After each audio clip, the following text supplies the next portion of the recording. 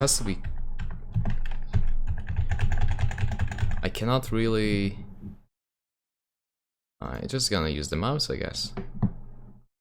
I'm just gonna change that it won't. Okay. Here we go.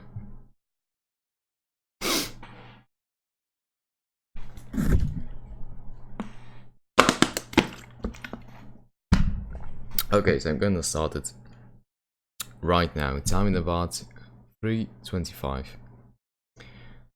Boing, boing, boing. Okay, guys. Hello, I'm Eden. I have recently, maybe not really recently, but I have completed the use 1 run. This is the part from his head, and I decided to do this kind of guide that will help you guys to get better. Of course, I got like I was inspired by the Faraz and Squilla video. So, and I couldn't find anything that could help me in my DS1 runs. Like, I couldn't find anything meticulous that will allow me to perfect my strats. I just had to either watch other streamers or just find it for my own. So, I decided, let's go, let's fucking do this. So, yeah, let's start. So, new game. Name, of course, is random. Sex, male, because female is... Never mind, I'm not gonna make that joke. Class, warrior. Gift, master key. Physic, whatever you want. Class, warrior, because if you're using the warrior class, you can equip at level 1st and two-hand the weapon of our choice that will be used for like 50 minutes in the run. So yeah, something about that. Master key will be needed to get really good ring early game. And that's all. I was pretty pissed, I think, at this attempt because everything is just default by just like that. Blah blah blah. This run overall is pretty long because it takes around 2 hours and it may drain your soul out of it. Yeah. Unequip all the ammo so you get a better stamina regen, and there you go. Also sorry for the chat popping up because that's what I have on my stream. Twitch TV/Eden _issue, by the way. It's a pretty straightforward. You just unequip everything and then go to the Asylum Demon area.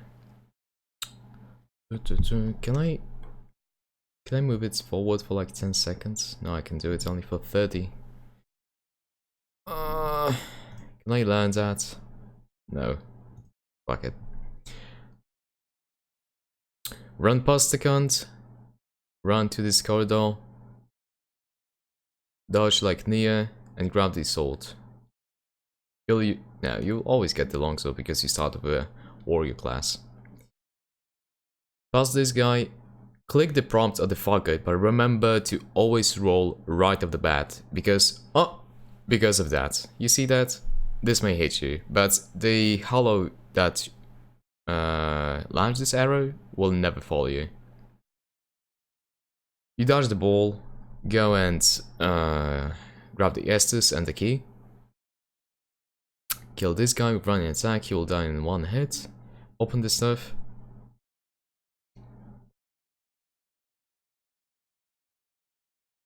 And then kill this guy, bait out the other one. They have some pretty fucky attacks, like this launch that have you just guys seen a moment ago. But yeah, I never killed the archer guy, and now this is important part. You want here a plunge attack. Like,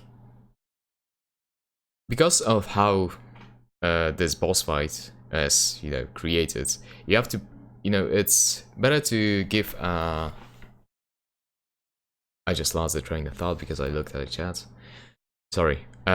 You want to plunge attack, it will do more damage because this fight is fucking bugged. Like the whole game. Look, I'm doing, right now what I'm doing is I'm pushing my stick forward and pressing R2. Boom. Do you see that? And it does 102 damage before the stagger animation and the damage from actual plunge will start. And here you have 440. So yeah, plunge attack just gives you more damage. It's faster fights, safer fights, stuff like that. And strat for this boss is just usually sticking to his ass. And I think in 6 hits he will die. Yeah, 6 hits. Easy fight, no problem whatsoever. You get the pilgrim key, you open the door, and you just move on to Lord Run.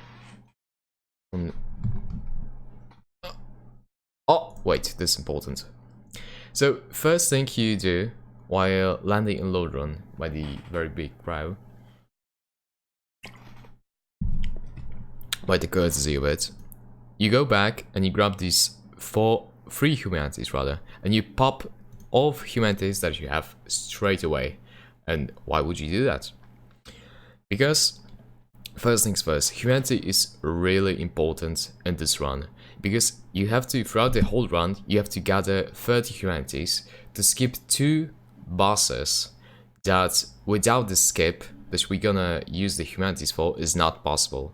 So of course, you don't want to fight additional stuff because it's no hit run on any percent, so you just want to go and kill Gwyn and, you know, go your own way.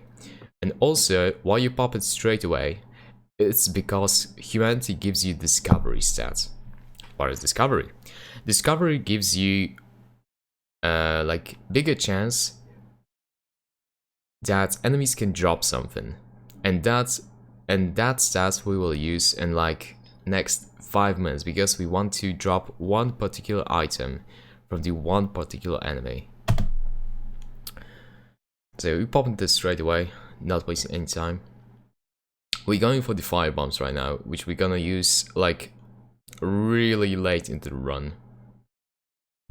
Also, is my OBS fucking working? Yes, of course. Really late into the run.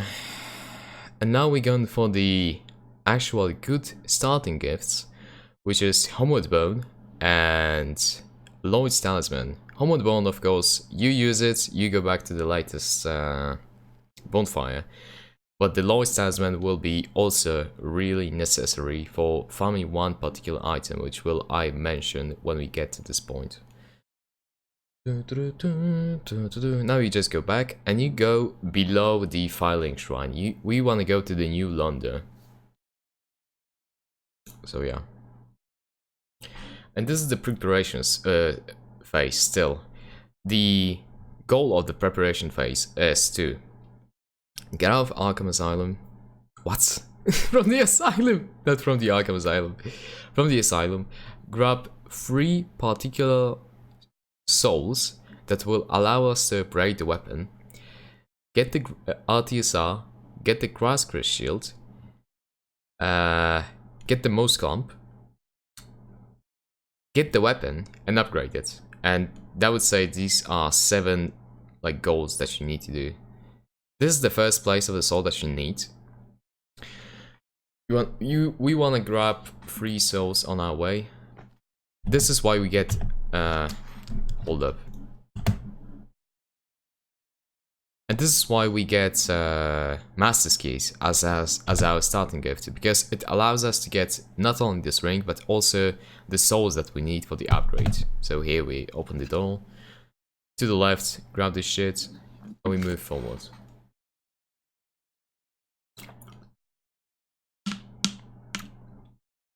We're running like it's 90s.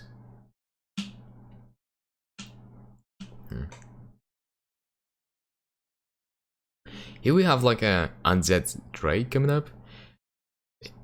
He's not dangerous, but if you're gonna grab these 2 things on the right side of his head, he's gonna aggro. He's gonna stand up and he's gonna smack your ass.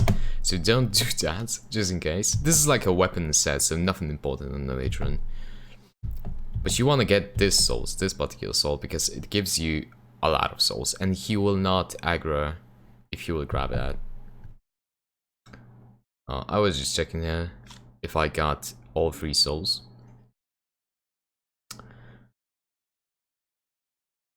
And we're just running.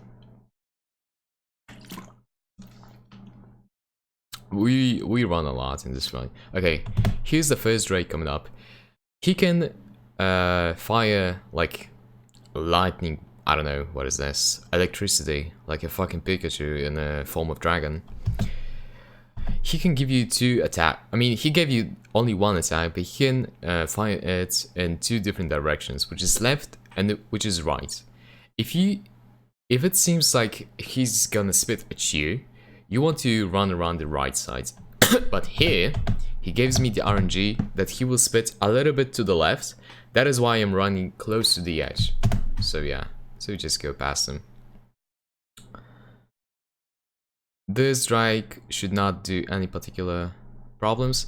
And here on the left, you can get RTSR. And I don't go it just now, because the thing with this game, it likes to input eat, okay? It likes to input eat, it likes to input read, it does not like the player that is actually playing the game. So, what I used to do earlier into my run is I would go straight to the left, grab the RTSR, and drop down. And of course it's possible, but there is a slight chance that the game will just input eat your roll, and will just simply, you know, the Drake's gonna fuck you up. So that is why now I go upstairs, up to the left, that is right there, and I'm lit in the bonfire, so I can just go for the RTSR and bone back to the same bonfire.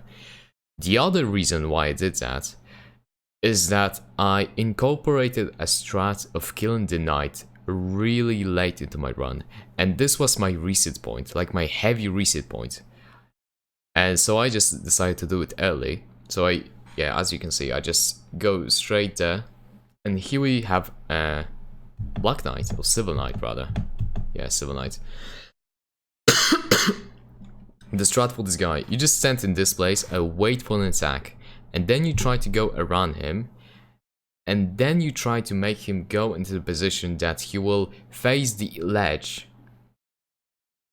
So when you backstab him, he will actually fall down. It's a Black Knight?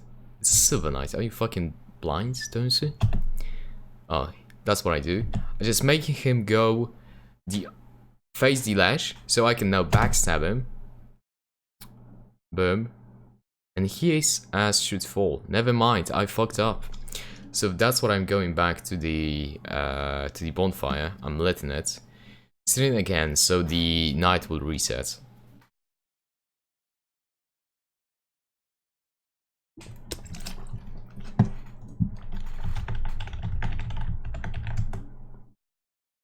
Yeah, so we're waiting for the Silver Knight again. Or Black Knight, as one of my viewers insists on calling him. Boom. Oh, that was scary. But yeah, I'm trying to... What the fuck am I doing? Okay, I'm going back. I'm resetting it again. Again, stand in this spot, waiting for the Black Knight. Boom. Now it should be good. Boom, it's perfect. Here we go. Bye bye. And here you get Grass Crest Shield. What does Grass Crest Shield do? Okay, so it is used for only one reason. It gives you more stamina regen, and it's really good. It's used basically in every PvP build ever, so yeah. It's really good on a PvE run too. So now I go back, and I'm running through the bridge that has a lot of drakes on it, and I have like a specific route that I do too.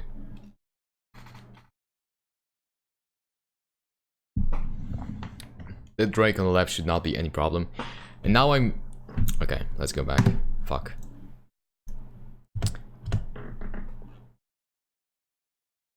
Here I'm refreshing my stamina, because I heard the attack coming up, and I know it won't hit me.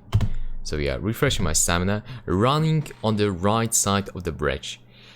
It is because the drake right behind the bridge has a really big aggro range.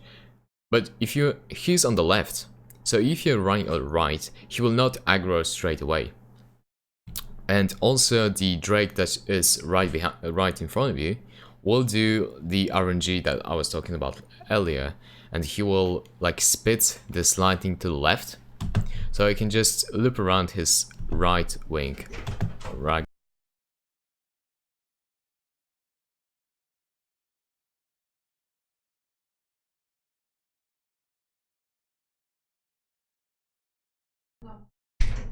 My mom just came in, and I'm back. So we're looping around his wing. Now we're running straight forward, a little bit more to the left, because this Drake on the left is pretty fucky sometimes. He gave me like a decent RNG. I try not to roll here, because I feel I die a lot more when I roll here. I don't know. It's just this feeling, and you just go to the ladder and climb, no problem whatsoever. And yeah, I was talking about that. If you grab this RTSR, you can drop there, but sometimes the game just hates you and decides to kill you. So here's Reducer Ring. What is Reducer Ring? If you have low HP, it will boost your damage by 50%. Which is, wow, it's pretty OP, you know? Especially in this one. And of course there's no hit run, so I'm not, you know, planning on getting hit by enemies. Oh, just by the way, no hit run means not getting hit by traps, by enemies, but environmental damage, like the fall damage I'm gonna take right here, is allowed. Also the damage from poison is allowed, if it's not inflicted by the enemy. So here I am set up in this RTSR that I was talking about. It will be needed to... I will need that in the next like 2 minutes, because RTSR will allow me to kill things faster. Wow. Wow.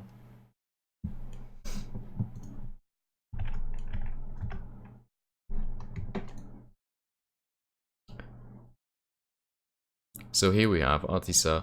We're gonna kill the lizard right now. He will sometimes... Okay, never mind. We will go for the bow right now, which will be really useful throughout the whole run.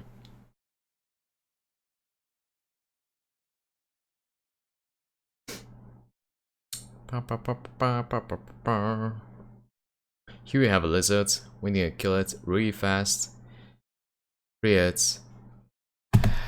Okay, so the drops from this lizard are random. He will always drop Twinkling Titanite, but sometimes he can also drop large Titanite shards and Titanite chunks, which we can, you know, of course, use in the later parts of the run. But right now I did not get him, so... Sometimes you can upgrade your weapon before certain bosses with this additional chunk. So yeah, more damage, faster fight, feels good, man. You know, stuff like that. So here are the enemies coming up that I was talking about when I was talking about humanity, because I want 2 certain items from them. It's either Purple Moss Clump, which will, you know, I will not be poisoned anymore, and Blooming Purple Moss Clump, which does the same thing, but it's better because it's also cleanses the toxins. So here we go. Also RTSR is super useful here because they die in like 4 hits. 1, 2, 3, even 3. This is Blood Red Moss Clump. You don't want that. You don't want that because it heals, I think, bleed, and it does not have... It has nothing to do with poison whatsoever. So I'm pissed now, and I'm going to kill another one. Actually, I'm luring him right now because he saw me straight away, and I'm luring him behind this, I don't know, a little lake or whatever it is. Boom, boom, boom. Will he drop me it? Yes, this is the item that we want. Purple Moss Clump will help set up RTSR in the future part of the run, like 10 minutes from now on. And what I'm doing here, I'm trying to kill every tree in the area. I'm trying to lure another one, which actually started walking towards me. Yep. Kill him. And kill another one that's hiding right there. Oh, I missed. I missed again. Boom, got him.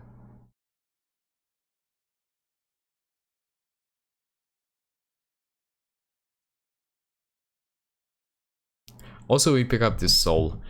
So this is the fourth soul I have incorporated into my run really late, because I realized that with this soul I can upgrade the weapon to +5, and of course this is the best upgrade that I can get before the weapon that we're gonna use in the Analonder. So of course, better weapon, faster fight with coming up bosses, it's safer, it's basically for free, so why not get that? You loop around. Let's go back. You loop around this Titanite demon to the left. Usually. Will I show the area? No, I'm not. On the right there's a rubble that will... Of course, you will have to go around, and it's more probable that Titanite demon will hit you when you go to the right than to the left. So yeah, there's that. Easy. And here we have Andre coming up, the waifu of the game. What I'm doing right now, I'm popping the last soul and I'm lighting the bonfire. This is the bonfire I will use the helmet bone to, because right now we're going for the weapon that we're gonna use for the next 50 minutes. Something like that. We're going for the halberd. It's a pretty good weapon, and of course we chose a warrior class rather, because it can use the halberd straight away without any levels. I mean, it cannot use it, but it can two-hand it, so yeah. I'm killing this bitch because he killed a few of my runs, and I was scared that he can kill me again. So I'm just passing this guy and passing this guy. Sometimes the arrow just do some fucky stuff and just tracks you like it's a, I don't know, like a god tier sniper. Run to the right. Here in front of us we have halberd. We grabbing this bitch. And we go here. Why we go here? Because sometimes the knights... Oh, that is why. We have perfect example. This knight will sometimes just de-aggro and he will not run up this ledge. And of course, when he's down there, he will not hit you. So yeah. It just fucks with aggro range of the enemy. So you just go there and just bone out, no problem. Boom.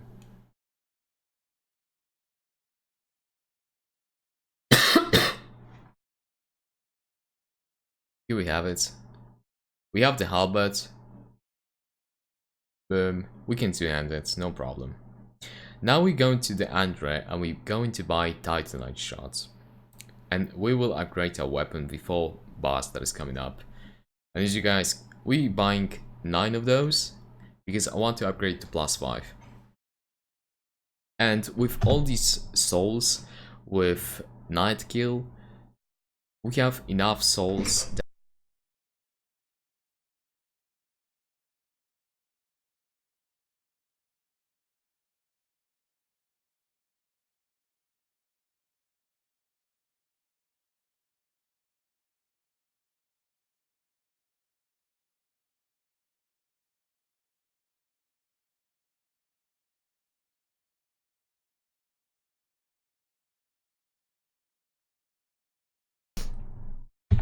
I'm back. So yeah, with all these souls that we gathered, and Night Kill, and Tree Skill, we can upgrade our weapon to +5, no problem. Also, we are not leveling up whatsoever, I think. Maybe. Maybe not. I don't remember. So yeah, here we have another split. We're gonna fight with Quilak, and also we will use this purple mouse clamp that we dropped earlier from our friends from the Darkroot Garden. But before that, why am I... Okay. We're gonna kill all these holes right here, Because we want a certain item from the, well, this guy. We want a certain item from the church from inside. Here on the right we have a Black Knight Tarkus, I think he's called. And I just loop around to the right all the time. He will not hit me. Boom, counter damage, easy. Also we got additional Titanite shot from this guy, and we also got the Firekeeper Soul. Firekeeper Souls, when used, will give you 5 humanities. Which again, it's super important. I'm not gonna pop it straight away because the discovery stat will not be needed anytime soon. I mean, ever. In this run. Although it may affect the Mimic head chest drop, but I'm not sure about that. So now we go again down the file link. We're gonna take the different route though. Okay, I'm losing my fucking...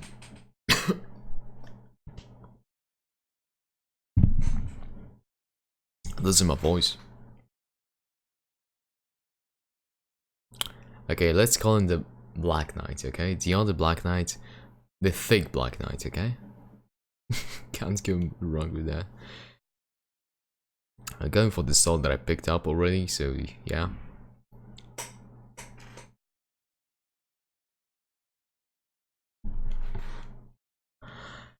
And now when we went for the artisan, we went to left, but now we're gonna go to right. And now we have few enemies coming up. They are not really harmful, however they may sometimes give you RNG that it is really hard to dodge.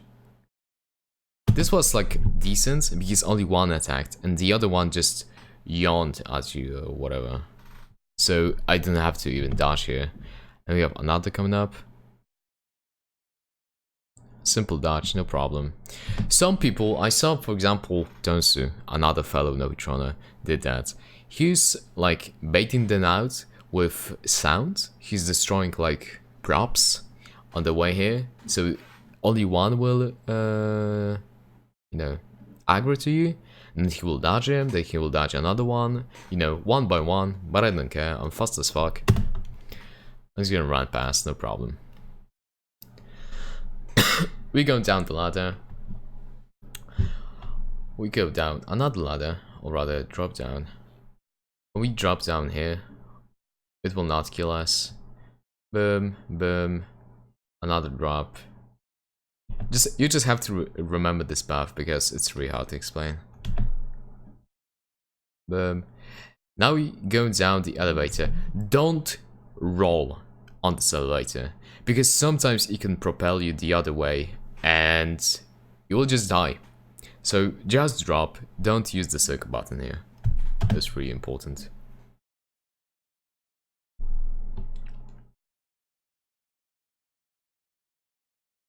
Nah. Here I'm gonna drop. I'm probably gonna just heal. Will I heal? No, I'm not. Okay, so here is what Purple Moss Climb coming in clutch. I'm getting poisoned now. I'm in the Poisonous Lake or whatever. And I want to set up RTSL for the coming up boss. And this is where I needed Purple Moss Climb because I will just use it when the RTSL buff gonna appear. I'm just gonna pop it and poison will not kill me because it lasts for a really long time. I think it's lasts for like 2 minutes. Maybe not 2 minutes, but it's really long.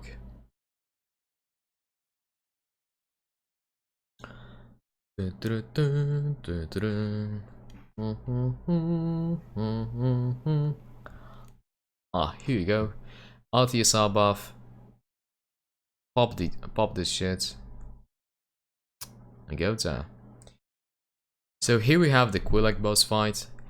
So the main idea behind this boss fight is we are waiting for certain attacks to punish. Like the lava attacks. These are the best.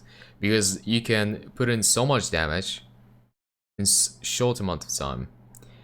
I punish as well this weird attack. She just like gets up on his back legs and then she just slams. And I know this slam I also punish. and that's all.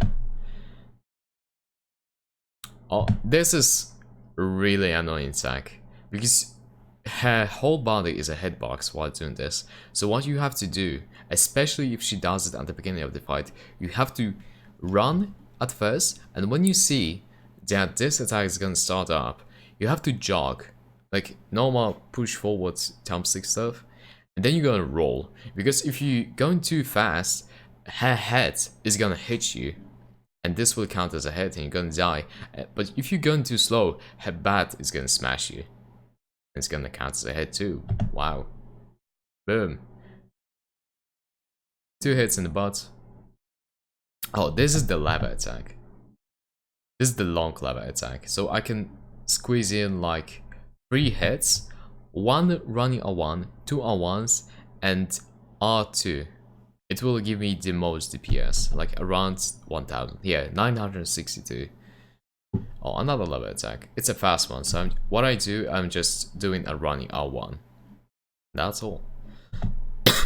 Also remember to space yourself properly between the lava pools, because, of course, walking in it, just, you're gonna get fucked.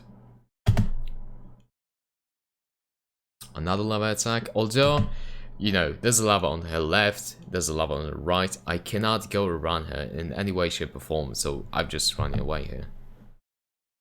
Another lava attack. This RNG is just fucking disgusting at this point. Another lava attack. Oh, also, this backstep of hers, I want to show you guys.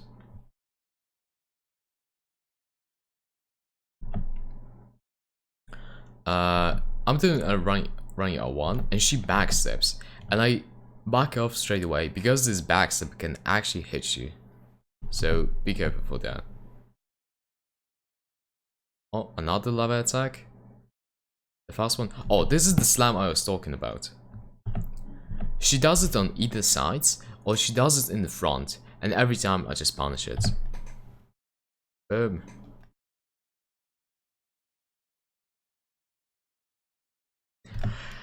I saw Tonsu punishing this attack. What he will do, this swipe of her, let me look that up again.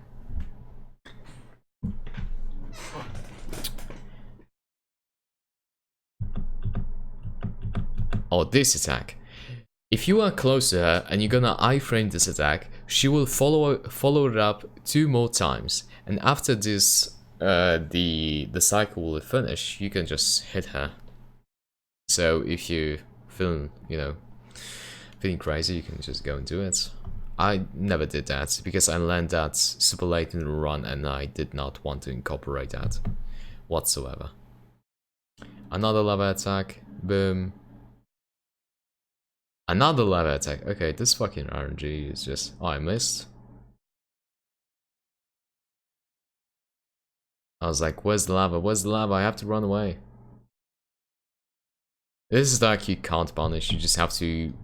This stab of hers, you just can't do it.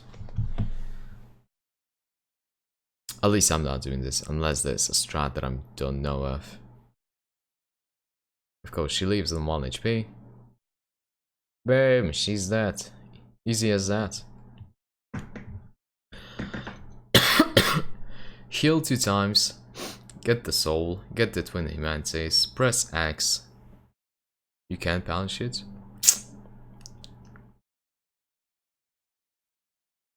Okay. This is the bell that you have to ring. By the way, like right now in the game, our goal is to ring 2 bells. The one is here and one is on top of the charge that we killed the Black Knight at. The Baronica Knight, as far as I know. And just drop down the ledge, drop down this hole or whatever.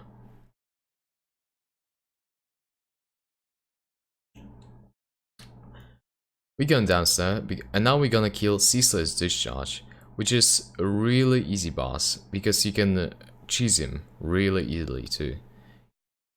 As you can see, I have unequipped my weapon, and why that? Because this cheese is dependent on amount of hits that Ceaseless is gonna get, and I think 6 or 5 hits with fist is way faster than the 5 or 6 hits with halberd, so I'm just not doing that. Also, don't see the chat just said that it's safer to not punish that attack at all. So don't do that.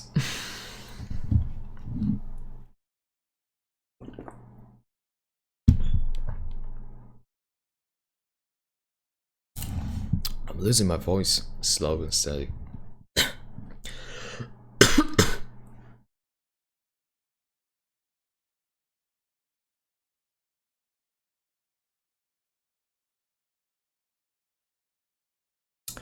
So here we go. On the left you have seen this big boss that we're gonna kill in a moment.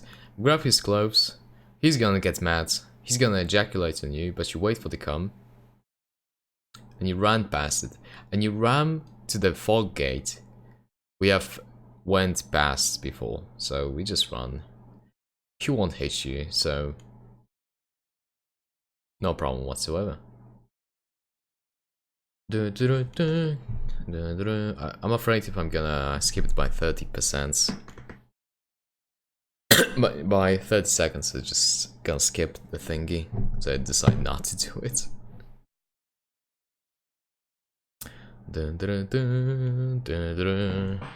I like to... Okay, let me show you guys. I like to line myself up. I'll show you where. Right here. Oh, here. Where's my head at? I like to line myself with this, because I'm the closest I can get to the ceaseless discharge, so I can punish him really fast. I'm popping the Soul of Quillag because it's idle time, nope. So, just gonna do it. And now you're just gonna hit him a few times with your hands, and boom, he's fucking dead. Also, there's one thing that I did not mention. On the way down here, from the place where Andrew is, we did not lit any bonfire, so we can now just use the homeward bone and just go back to the Andrew's bonfire. Really easy, just don't get hit forehead. You should be okay.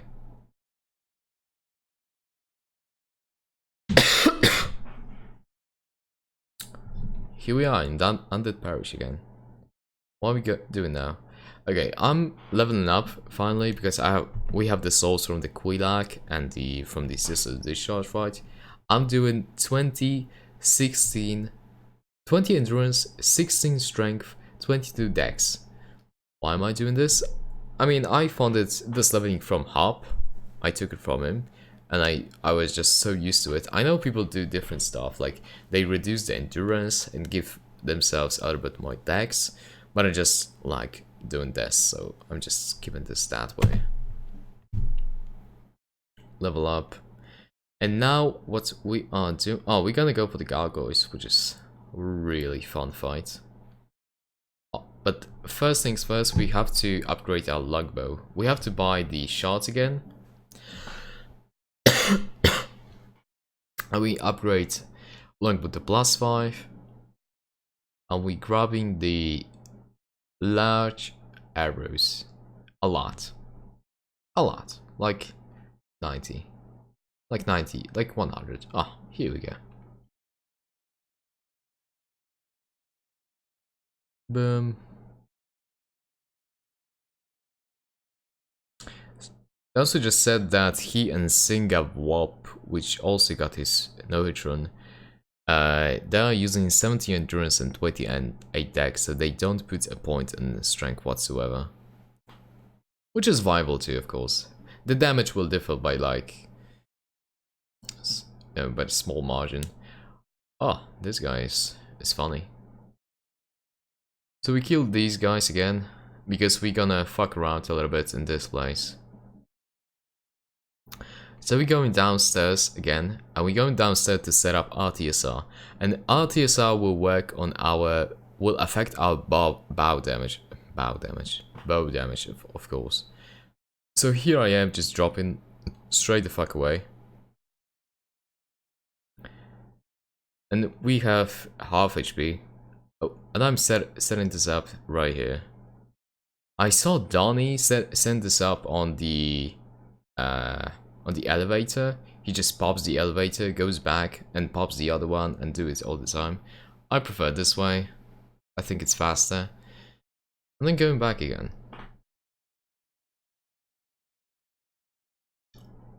28 decks so I can one-shot the wizard.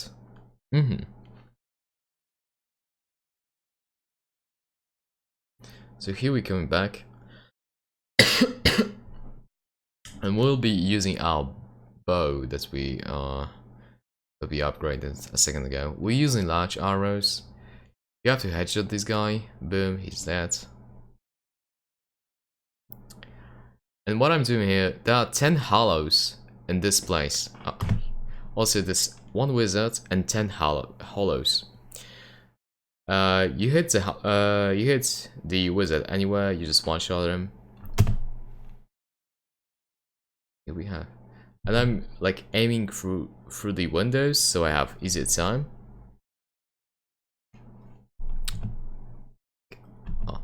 It looks like I won't hit him, but the crosshair from bows is so fucked up in this one that I'm gonna hit it. Boom. Boom. Okay. Now I'm gonna just bait him. I roll here because sometimes the first zombie that you can see right here just gonna fucking plunge you and they're gonna hit you even if you're running. So I just prefer to roll here and just, you know, luring them out. I'm trying to kill them one by one. So I killed 3 already. I missed the shot. I'm running away again like a pussy and I'm shooting them. 5, 6, 7, running away because I killed the one behind him, not the guy who was actually running to me. So 2 left, I think. Boom, and boom. Oh, never mind. 3 left. And boom. And this is the, like, the hard part of this running section. The coming up boss is really hard for the beginners. What I do here is I'm equipping the longsword. I got this strat for the singer. I'm gonna explain it on the fly in a moment. What I'm trying to... Okay, not on the fly. What I'm trying to do here, I'm trying to stagger the gargoyle. But I have a lot of damage, of course. I'm trying to get a really fast stab with a longsword and cut off his tail with that. He will stagger with that, and it's around 1 second stagger, so you can just finish him off with the halberd. This is the hard part. If you're gonna kill the first gargoyle, it's basically the fight's over. But the hitboxes on this fight is really fucky. Sometimes it just seems like you're gonna hit, but you're not. Or sometimes they don't seem like they're gonna hit you, but they will. So yeah. I'm running away to bait out a certain attack. That is that. I usually want him to fly up, so he will do the slam attack, or he will swipe with his tail. He will swipe with his tail here. I'm running behind him, cutting his tail off. Boom. Changing to halberd, 2 hands in it, and then I'll miss the attack. Roll. Attack twice. He ate my fucking stagger. He ate my fucking stagger. So yeah, I couldn't show you this strat. But usually what you want to do is you want to cut off the tail, change the weapon, hit him 2 times, so he will stagger again, and then finish him off with the last attack. Boom. Easy. And now you're just gonna run up to this guy, and like 90% of the time, he will start off with the fire attack. Like that. I'm just gonna walk up to him, R2, easy game, easy life. Top tier guide, thank you. Unchanging the longsword to bow again. I mean, going up to ring the other bell. Actually, my throat is so fucked.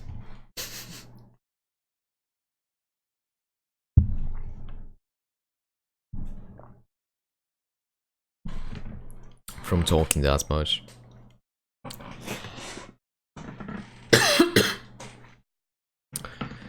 Pretty straightforward, you just climb the ladders, you know. Easy peasy.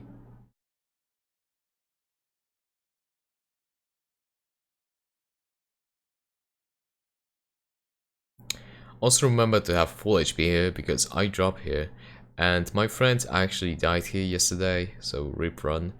And this is where we have a merchant, from which we're gonna buy the Ring of Sacrifice, which we're gonna use a real late into the run, and also 5 homework bones, just to cap on the amount of bones that I can get. So yeah, I can have 10 bones. So yeah, I bought 4 because I didn't use one apparently. Boom, we're going back to the, how we call it? To the address.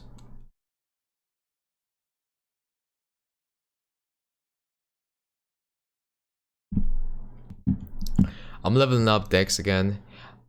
Every level that I'm gonna put in right now is probably going to be Dex, because that's what the... I mean, the halberd scales off pretty well from both strength and Dex, but I just prefer Dex because it has, I don't know. It just give, you know. It can also reduce your fall damage, stuff like that. Okay, now we're gonna do a really bad thing, and we're gonna kill the Andre for the key that he's gonna drop. So what I'm gonna do here is I'm hitting him in the head and running behind the bonfire right here. I'm standing at the bottom of the stairs, and what he will do, he will just be stuck at the bonfire and you just gonna kill him. Easy peasy, no problem whatsoever. You get the crest of Artorias. And this is the ring that, this is the key that we're gonna need to get in the ring that is coming up real soon. And the ring is maybe not essential, but it's really helpful. I just roll here for the good measure. And we are in the Darkwood Garden again.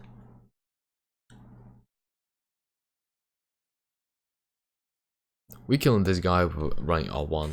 And I'm killed this guy with a bow because I don't like fighting him on the ledge. I usually just either bait him out, but I figured that killing him with a bow will be much easier and safer, of course. Because I died a few times fighting him there and just falling down the ledge.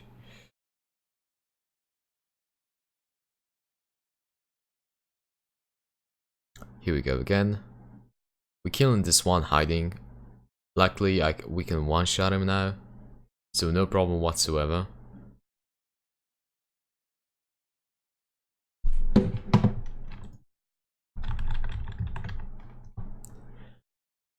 Here's a hidden bonfire that we're gonna use. No problem. I was about to say that again. We sit at this bonfire because we want to use a bone there soon, and this is what we need the Crest of Artorias for. Because it costs like 20k souls, I'm pretty sure. And of course you don't want that on Neutron. So you're just gonna kill the cunt. Oh, this is really important. Give me a second. We go back. Boom. We stay in this place. There are a few places that we can do this, okay? But I'm using this one. Boom. We can see on the left to the crosshair, you can see the knight that is like semi-transparent. So what I'm doing right now, I'm shooting the arrow to his right, so he will like, you know, aggro to it, so to speak. Boom. He just changed the direction that he was looking at, and I can just safely go past. Boom, to the left. I don't know the other strats for that. I know there are other setups, but this is what works for me. Okay, now I'm just going past this guy. This guy is gonna chase you, but as soon as you're gonna click the prompt for the talk, he's gonna de-aggro. And we talk to the cat, and now we go, you know, cat boys. They think we are, you know, all faithful and stuff. And we get into the Covenant. This covenant is important because without getting into this covenant, the ninja guy will not spawn whatsoever, and we want to kill this guy because we want his ring. Wow.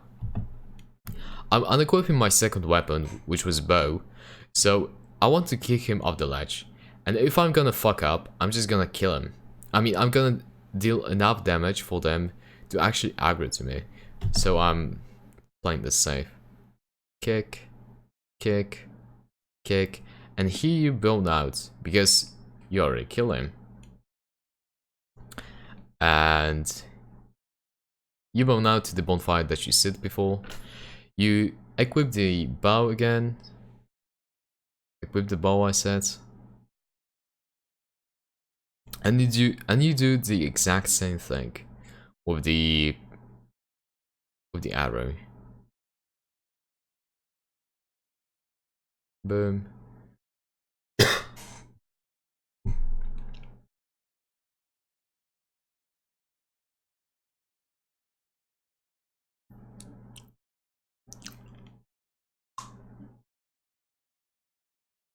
And you're running past the cat right now because you know you're now considered a traitor or whatever, and you have to run away from him. And I like to let him right there. The two guys are gonna chase you right here, and all what we are doing this for is for this one ninja ring that's gonna be in the place that we kicked off the ninja from. It's gonna be at this place, so keep your homeward bones on the quick bar, and as soon as you get the ring, just bone out. 20, Darkwood Grain Ring, boom, go back. Sometimes the cleric in the background can aggro to you, but he will not hit you whatsoever, you're completely safe. So now we have the ninja ring that we can do ninja flips, and that what the ring does is it improves our roll distance and also gives us more iframes. So it's pretty good. And we're going back to the undead parish again. And again, I bait out this guy because I hate fighting him on the fucking ledge. I hate him so much that I don't even use my weapon to kill him. I only use bow.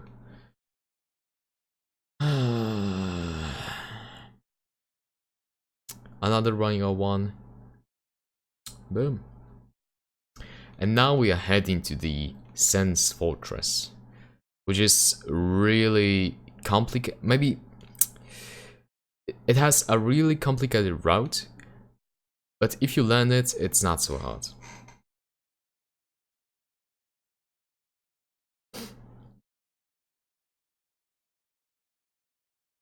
So we're going back again. I think I level up once.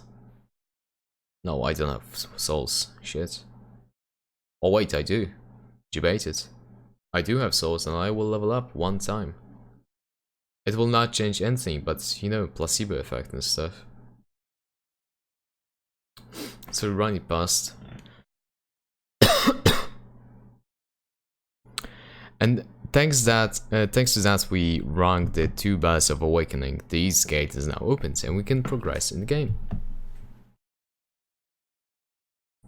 And what I did here, right after I entered this gate, I'm looming more towards the right, and I'm right beside the gate. Like I'm really close, just to aggro the one guy to the left, because in this hole there are 2 snakes enemies that we have to get rid of.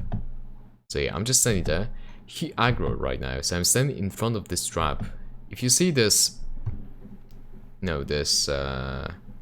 let's go the tile in front of you. It is a trap, and it can also damage enemies. So what I'm trying to do here. Oh, he just blocked. He just blocked the the dart because he blocked in front of him. Of course, thank you, game. Esports ready. I'm just gonna backstab him, no problem whatsoever. And the other one should be like that too. I like to stand beside this column. I like when he starts off with this attack because it's really easy to dodge, and you backstab him again, go around him, backstab him again, fail, but don't you worry, I can backstab him again, no problem. Pick up the soul on the right. It gives you 5k souls, which is, you know, pretty good.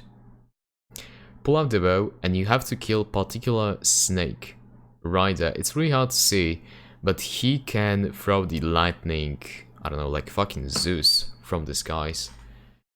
And it can hit you, so of course you want to bow him down.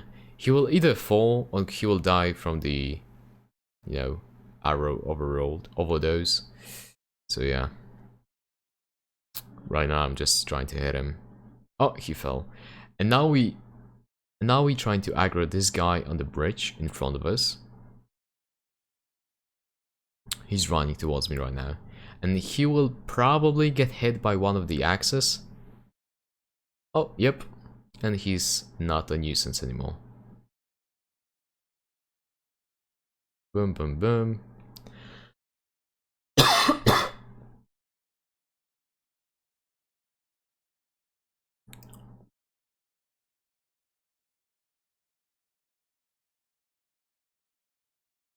Maybe I should play like something like royalty-free music. Oh, I liked... Okay, so this guy, it's like a scripted scene. Because if you're getting close to it, the snake is gonna appear and the boulder is gonna fall instead.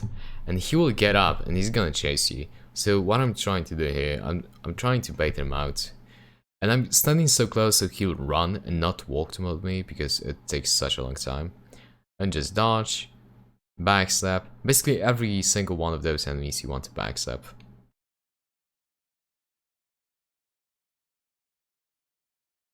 Boom. And also I heard about the new strat for this guy, that if you will stand in a particular position, the boulder is gonna kill him, but I've never used it.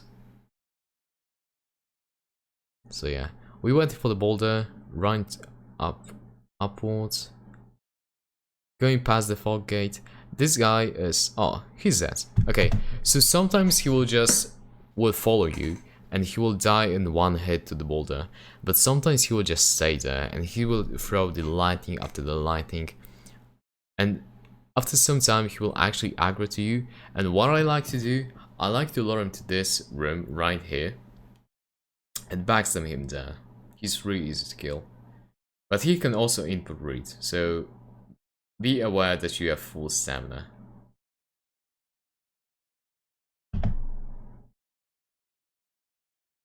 What I did here is I hit the wall, so the snake in front of me will actually aggro to it, and he will see me, and I will aggro, and he will come here, and I will just backstab him again. I kill off a lot of enemies in the split. He's not cooperating apparently.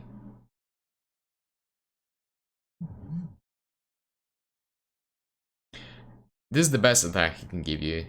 He's striking this really bad, but sometimes he will do this attack that is 180 swipe in front of him, and sometimes it can hit you right in front, right behind you. That is why I always roll this attack.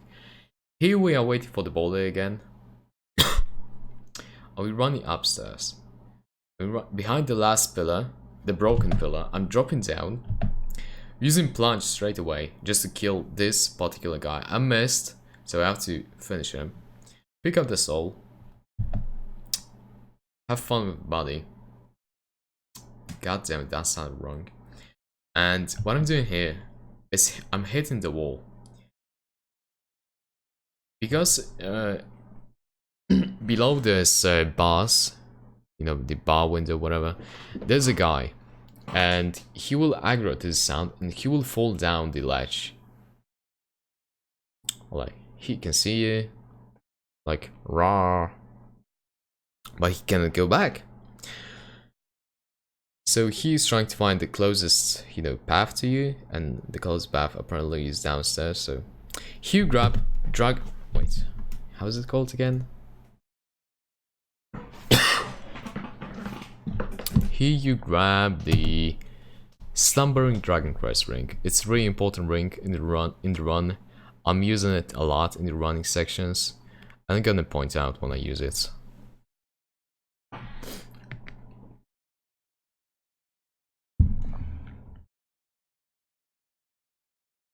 And you have to go back through the route I showed earlier, but right now there are no enemies whatsoever, so it's much easier.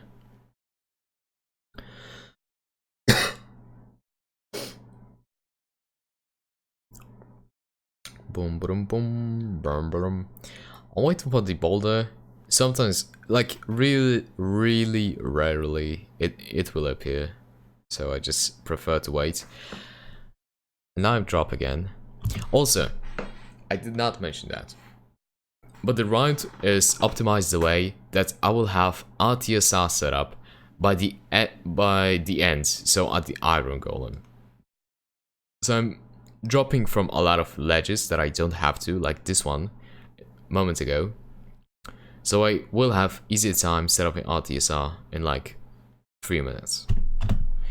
And this is where we can find our first mimic. And that is why we need Lloyd's talismans that we picked up in the filing shrine. So okay, in the game there are 7 mimic chests. And the more you killed, there's a bigger chance for them to drop the mimic's head. The mimic's head allows you to set up RTSR really easily because it boosts your souls.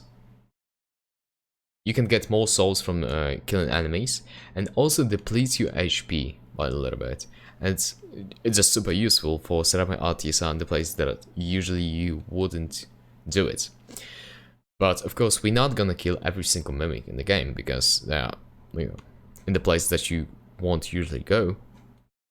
So how the game works, if you will throw the Lloyd's talisman, it will count as a kill to this mimic chest. And the more Lloyd's talisman you're gonna throw, the game will think that you killed more mimics than you actually did. So what I'm doing here, I'm using Lloyd's talisman. Boom. Picking up the stuff. Hitting him 2 times in the back. And I'm using another Lloyd's talisman. And these 2 throws of Lloyd's talisman makes the game think that I killed 2 mimics. So that is how you cheat the game. And also, there's a really, really slim chance, but by a chance, but still a chance, that the mimic's head will gonna drop earlier. So what I'm doing here, I'm going to the front of the chest and I'm looking for the prompt. If the prompt is not there, that means the mimic chest is not there. Because if you will miss it, for example on this mimic chest, you will not get it in the game, and it's basically rip run. And the lights last Lloyd's talisman. No prompt. Boom, kill him. And the game now thinks that we killed 5 mimics instead of 7 that are in the entire game.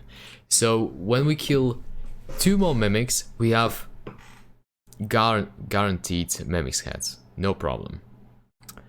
Now we're waiting for the lift.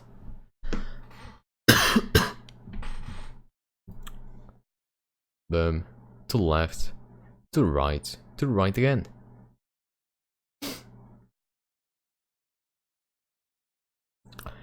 Watch out for the trap.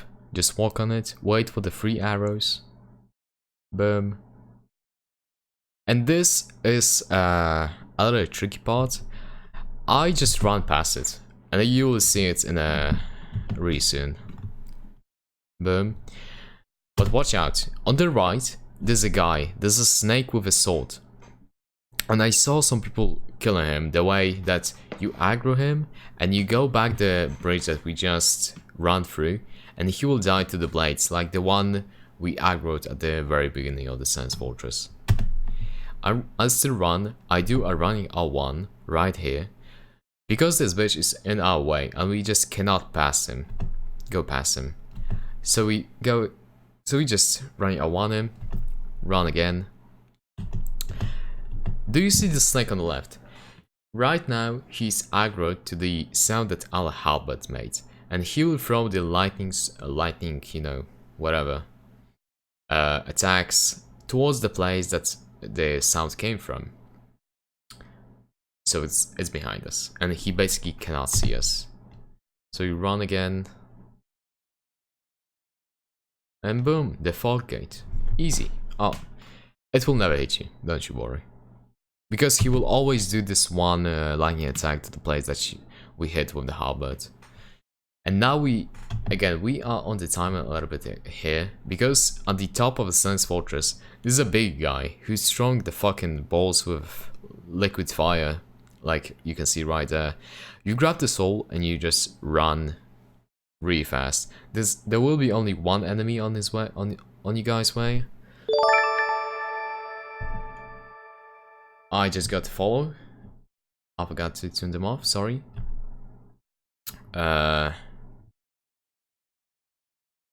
We are still running in the 90s. And here's the guy that has the crossbow. I'm just waiting for him to attack. Boom, 2 hits, no problem whatsoever. And now I'm waiting for the particular RNG with this giant. I really want him to do this, I call it the baby rage attack. Oh, this is not it. Basically, he will be staggered after this attack for a really long time, and I can deal a lot of damage to him. We need to kill him because of 2 reasons. One, we get the fucking chunk, and this is the baby rage attack. We can recognize it by the steps that he makes. And also it's really important to space yourself from him, because his fist can hit you through the walls.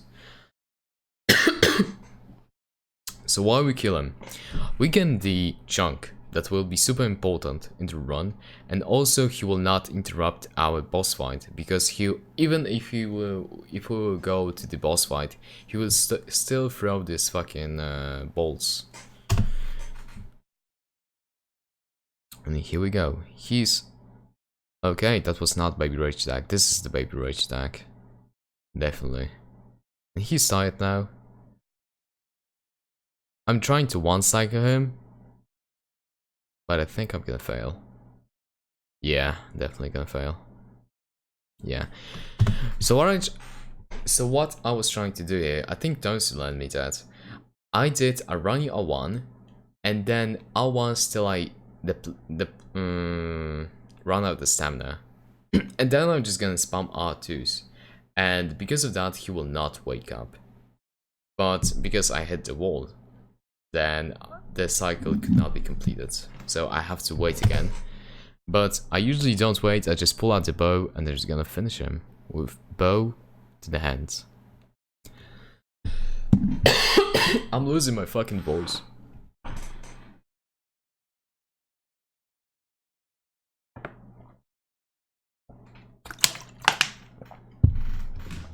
So I'm just trying to finish him.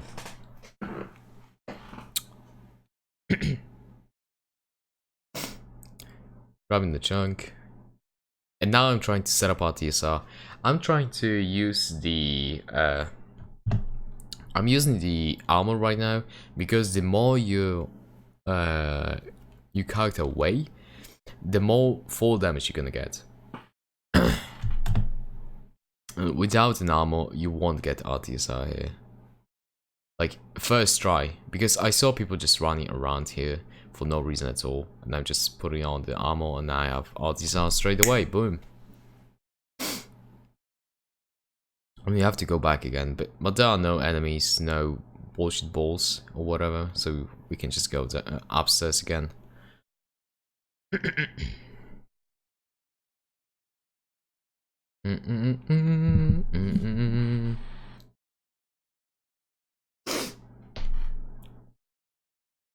Boom, boom, boom, boom, boom, boom.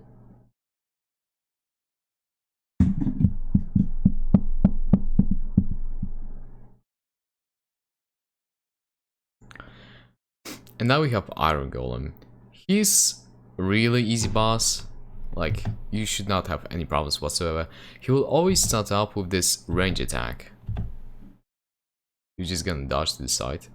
And I'm trying to get as fast as possible to him, because I'm trying to stagger him the way that he will fall from the bridge.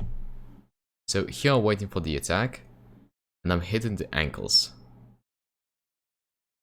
And I did not get the stagger. Oh, now I get that. I wonder if you're gonna fall. Fuck no. Okay, he's staggered for a really long time. You can put out a lot of damage right now.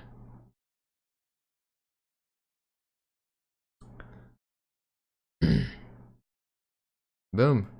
Oh, boom. He's dead. No problem whatsoever. Sometimes he's staggered away. If his if his toes will face either side of the bridge, he will most likely fall. But he didn't stagger after the hit, which he usually does. Now we just running past. These knights will not do harm for you, okay? What I'm trying to do right now is I'm trying to kill another mimic's chest, which will be 6th in terms of what the game thinks of. I'll load it out with a bow.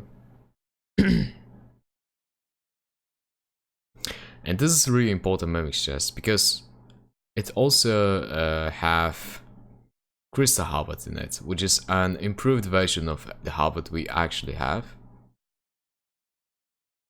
Boom. And we're just trying to, frame the attacks, kill them really fast, no problem.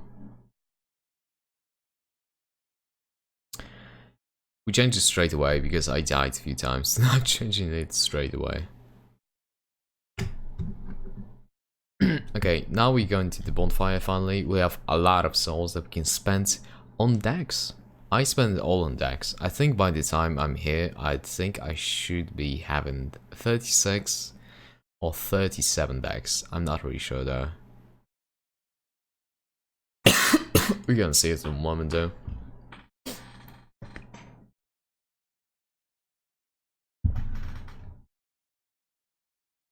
$36, yeah. Boom. And now we're going downstairs. This is the magical lift. I mean, it's not really magical. But yeah. I will try to set up our TSR here. And do you see? This is the benchmark for you jump. With the tip of the halberd. Below this, I don't know, what is that? This piece of beautiful architecture. You can drop, and you will not die. If you're above it, you're just gonna die like a bitch. So here we go.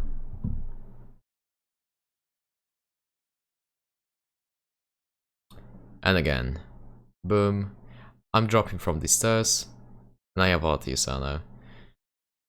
It's super important for the coming up section and the infamous Ledge of Death. We're going to the left. We're not fighting with this gargoyle whatsoever. Boom. We're pulling out the bow. And we're killing 2 of these guys. 1 headshot should kill him. Boom. Boom. Really easy stuff.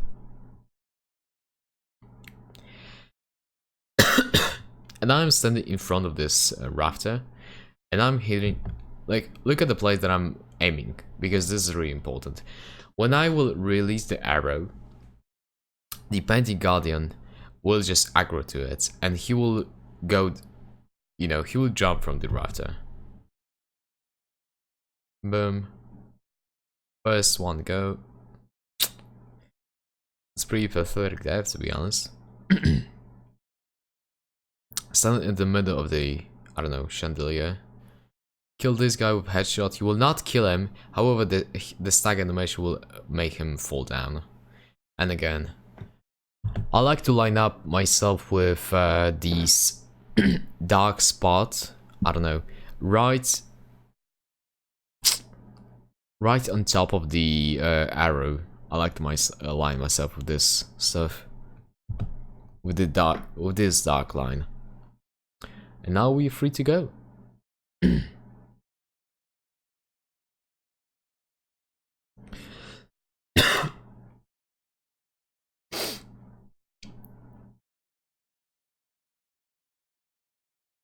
Okay, what I'm doing right now, I'm literally losing my fucking voice. Okay, I'm going through the right. Oh my god, give me a moment.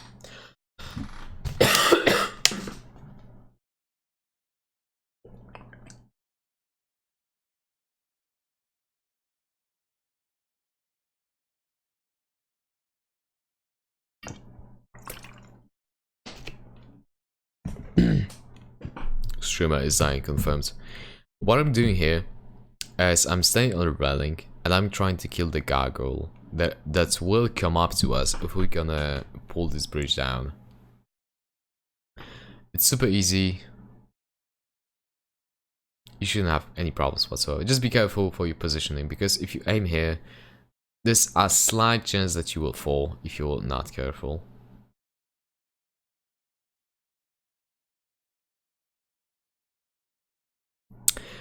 Oh, sometimes, really rarely, but this is the occasion. This gargoyle is gonna aggro, but you shouldn't have any problems with it. You're just gonna run because it's pretty slow. I mean, it's not slow, but you still can outrun it.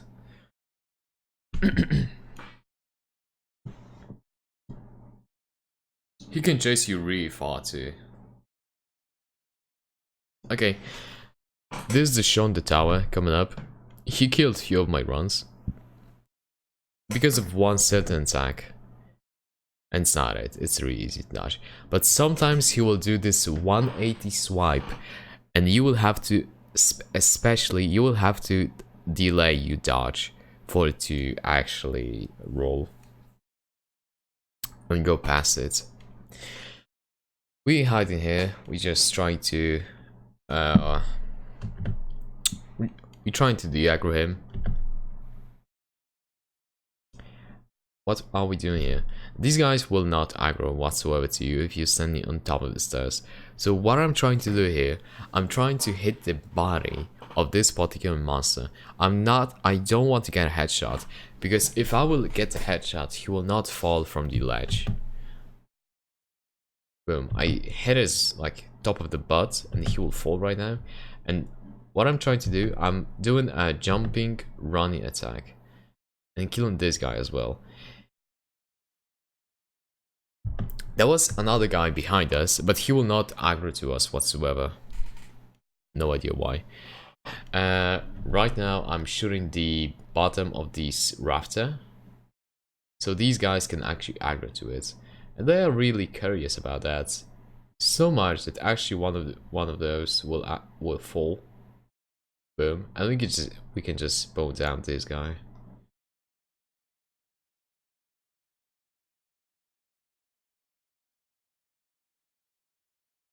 Also remember, we have RTSR here, and this rafter is bugged. Again, this game has a lot of bugs, and if you run down this rafter, you may get some fall damage, and you will die because you have low HP because of the RTSR. I'm just gonna run past it. I stand here for a really short moment, right here, and I'm listening for this audio cue. The archer on the left has to shoot his arrow, and he will shoot first, always. And you have to make sure that the archer from the left will not hit you. That is why I'm waiting for this audio cue right here. Going past it, dodge. With our TSR and Crystal Halberd, he will die in one hit. So no problem whatsoever. Drop down here. Another split. Now there's a really hard fight coming up, but give me a moment.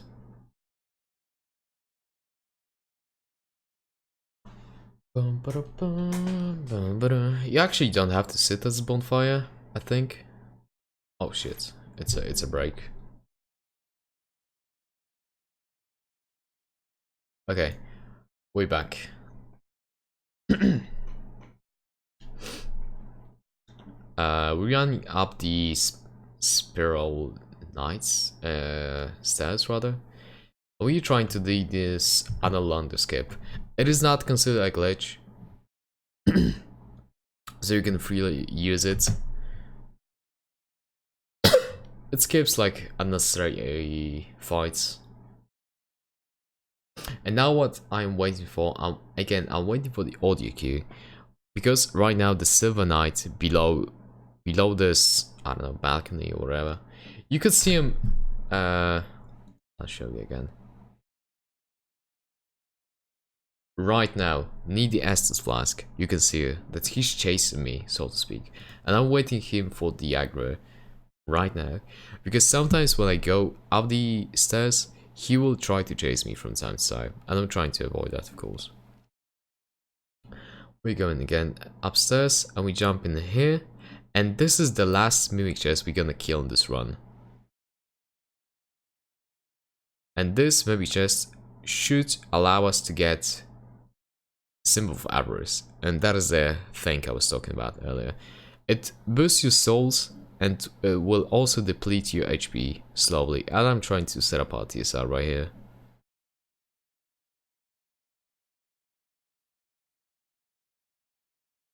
What I'm doing right now is I'm trying to get to the giant blacksmith. I mean, it's not like hard because you just have to run there. But I'm trying to upgrade my weapon.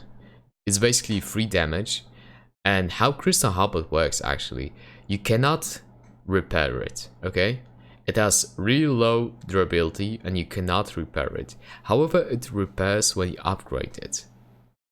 But during this run, it wears off really slowly.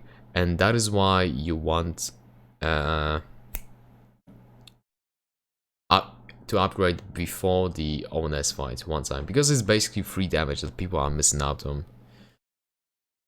And the other time we're gonna upgrade it is before 4 Kings, so basically at the end of the game.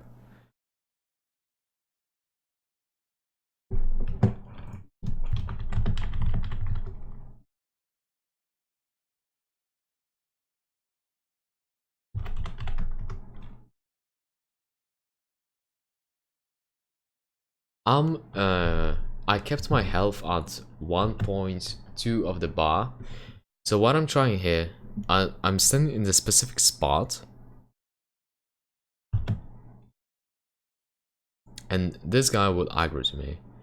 And I will just roll past him. No problem whatsoever. And I have RTSL with that. And this fight is like one of the hardest fights in the entire game. Okay, so at the beginning, the Onstein can give you 3 different starts. 1, he will charge to you without any problems. 2, he will do a bugged charge, which you react differently. And 3, which is the worst, is he will just run up to you without any charges whatsoever. Why you want him to charge, either bug charge or normal charge, is that you want him to be as close to you as fast as possible, because then Smo will be at the other side of arena.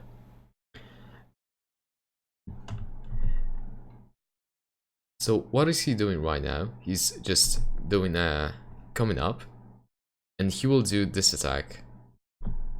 Iframe, attack, he will input read. And now we are in a little bit troubles, because we have to find the really good timing so the Small will not hit us, and the Onstein will not hit us, but we can hit Onstein. We need to kill Onstein first, because in the second phase, the guy who is left, he will replenish his HP and he will gain new attacks. But the Smo second phase, it is much easier than the Onstein first phase. What else did I want to say? So this is like the example of a fight. Like, after every attack, Onsi will be idle for a brief moment. That is when you can attack. This guy is behind the pillar, and I knew he will not hit me. That is why I decided for an attack. Another one. Boom. And I just run away. He is now at really low HP, and I can kill him with running R1. So I'm just waiting for the good opportunity to kill him with running R1. Like this. And he's dead. So basically, 2 R1s and running R1 will kill him 100% of the time. And now this is the... I was pretty anxious about this part of the fight, but I'm not anymore. Because I'm using the cheese, I know people can fight him legit, and you can basically punish every single one of his attacks. But I didn't bother to learn that and decided just to use the cheese. So this is the cheese. I'm using the pillars. Whenever he does this jump attacks, I can punish it. Boom. Because his aggro range is so big, because he's so thick, I can just go in and he will try to attack me even though I'm behind the pillar, and his hitbox will not go through it. So I'm spacing myself. This attack that you see me punishing, and this one, there's, you know, Pokemon stuff, I can punish it every time. And I'm just killing him with the bow, no problem whatsoever. And here's the on-scene fight. And after the on-scene fight, I'm equipping the Symbol Avarice, so I can get more souls after the boss fight. More souls equals levels, so yeah.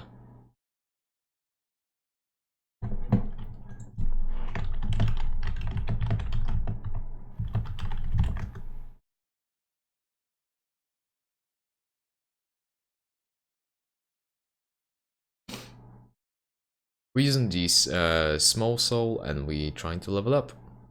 The next, we trying to level up to 2500 after the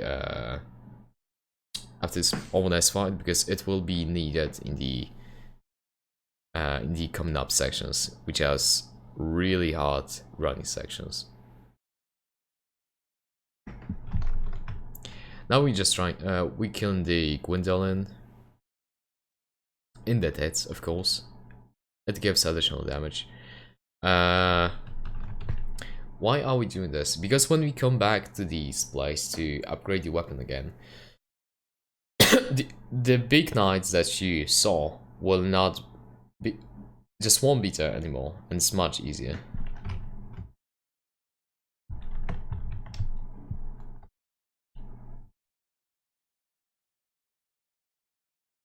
No, not big tits. Shout out to Slime Banana.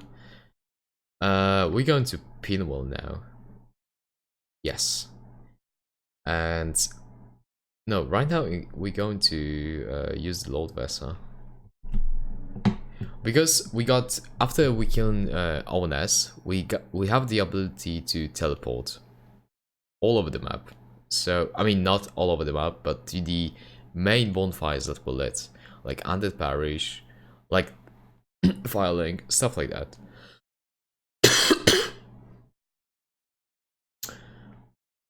We use this to unlock few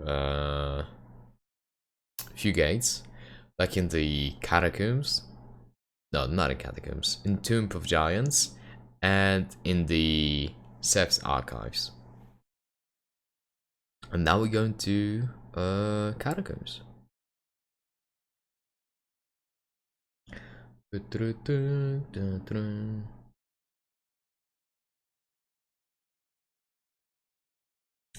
just running past these skellies, they are not big danger.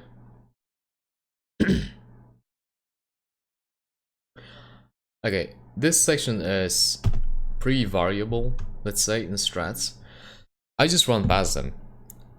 But I saw some people actually luring them out, killing every single one of the skellies. I saw, for example, Tonsu, I think, running with Slumbering Dragon Quest Ring and killing the skellies that are unaware.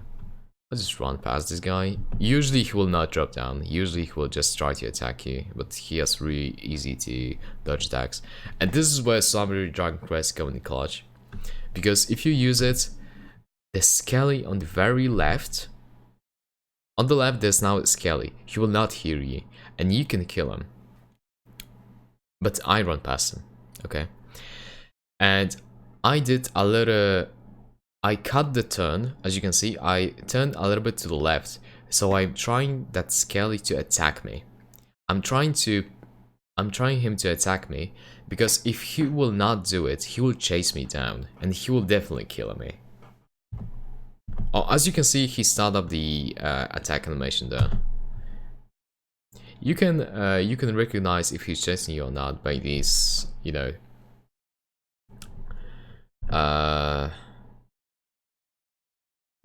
by the sound of rolling. It has really specific sounds. And now this Necromancer coming up. Dodges the attack. 2 hits, should be enough. And lit the bonfire straight away. And there's another audio cue. Because the lit in bonfire... Okay, so how bonfire works. You cannot sit at the bonfire if the enemy is really close. And you cannot see the enemy very yet, but I know he's close. And I'm trying to burn out. Why? I burn out there because of how the audio cues work in this game. The lit in bonfire cue and fading the fire at the bonfire has the same audio cue, and I had the same cue 2 times. So that means I lit the bonfire and it immediately faded away, so I can't sit at it. That means the enemy is really close. And watch, I'm using the bone. I did not see this motherfucker, but he's right around the corner ready to fuck me. So that is why I use the bone straight away. And I will appear at the same bonfire I just lit a second ago. What? Never mind. I just have to go back there again. Oh, because it's DS1, of course. In other games, if you will lit the bonfire, you can go back to it by boning out immediately. But if you're gonna, in DS1, if you're gonna lit bonfire, it's not enough. You have to sit at the bonfire to actually go back to it. So yeah.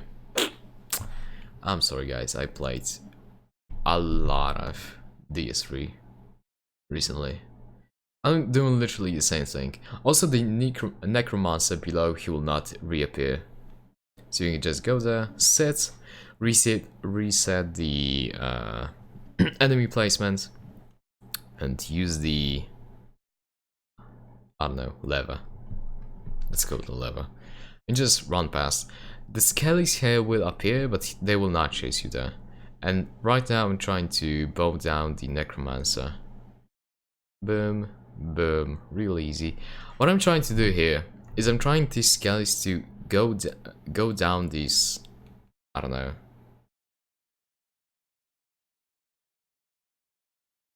You know, fall down. But they don't want to cooperate apparently. They will do 2 attacks. They will either do this one, or they will do this, I don't know, spinning. They will like lunge at you, and they will fold into pieces, and you can kill them there. So it's not super hard. Boom. I'm standing in the particular place near my splits, so when this guy will attack me with a plunge, he will miss me and he will fall down, but he's not doing this.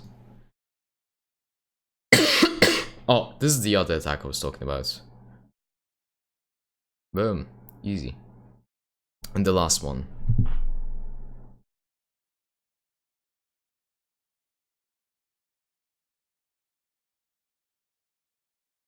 Okay, not a single one fall down. Okay. What I'm doing right now is I'm equipping the Slumbering Dragon Crest Ring, which is really important for the coming up section. I'm waiting for the skulls to line up, so every single one will be on the left and they will not aggro to me. And I have slumbering dragon press so they will not like hear me or whatever. And I'm running to this place straight away because my fall will most likely aggro some skellies. That is why I'm running so deep in here. I'm running so deep in here. And I'm waiting for them to de-aggro. I'm literally losing my voice. Oh my fucking god.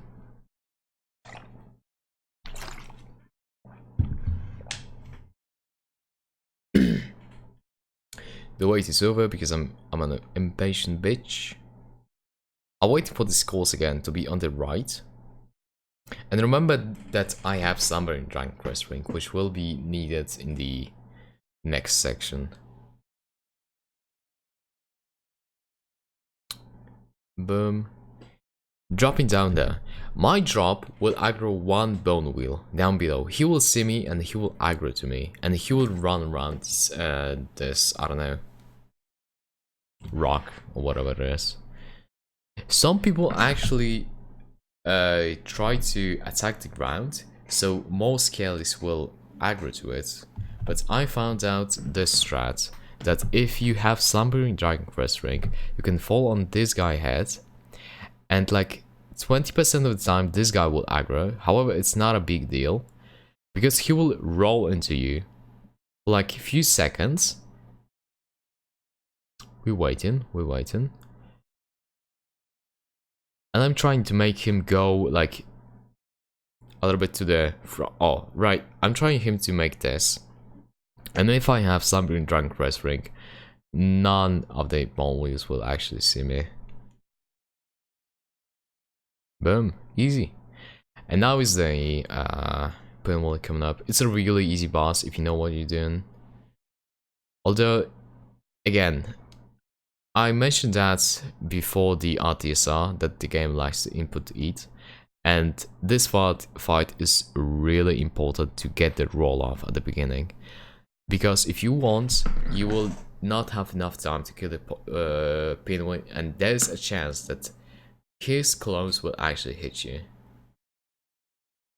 So I'm waiting for the one bar and like two smaller bars. And my drop will trigger RTSR. I got the roll off.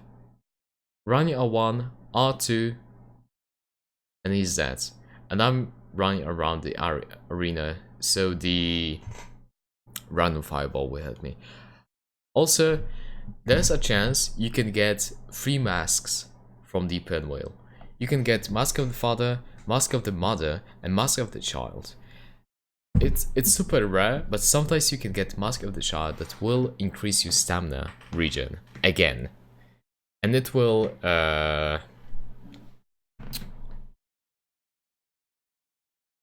not interfere with Grasscross Shield stamina regen, so you can use both of them for free.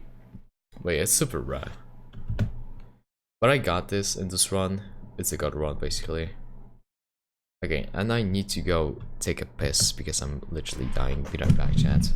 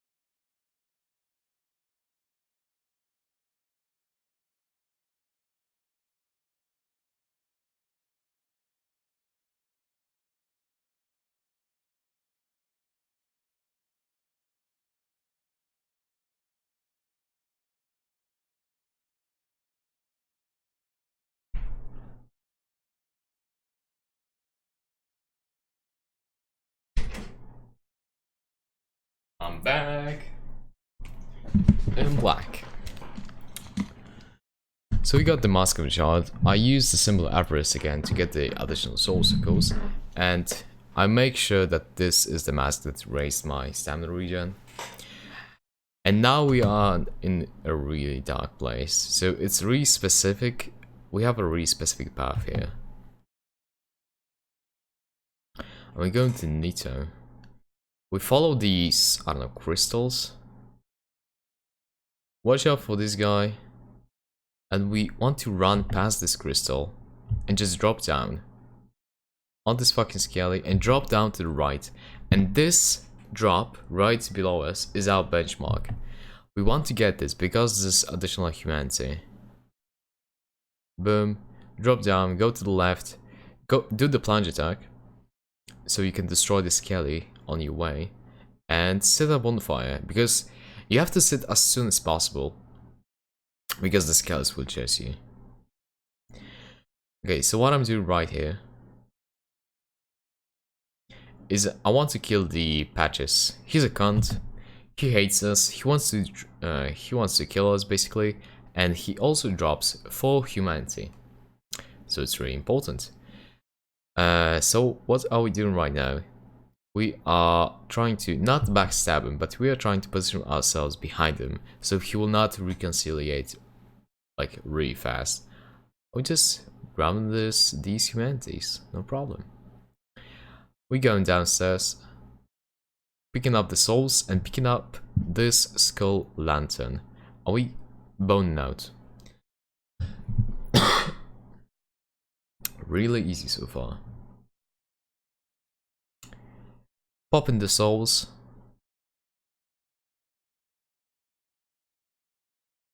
Getting this additional level in.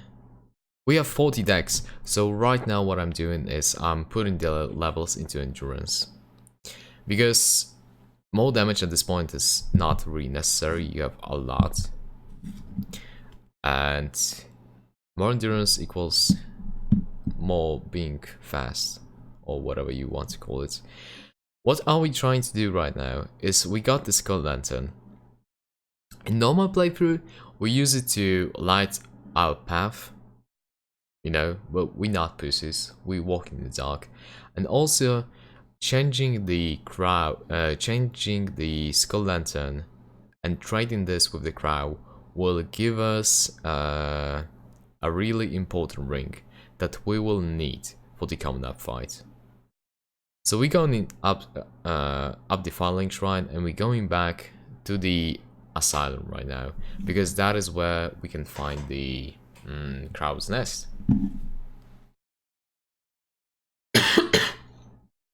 I'm literally gonna drink all of this water.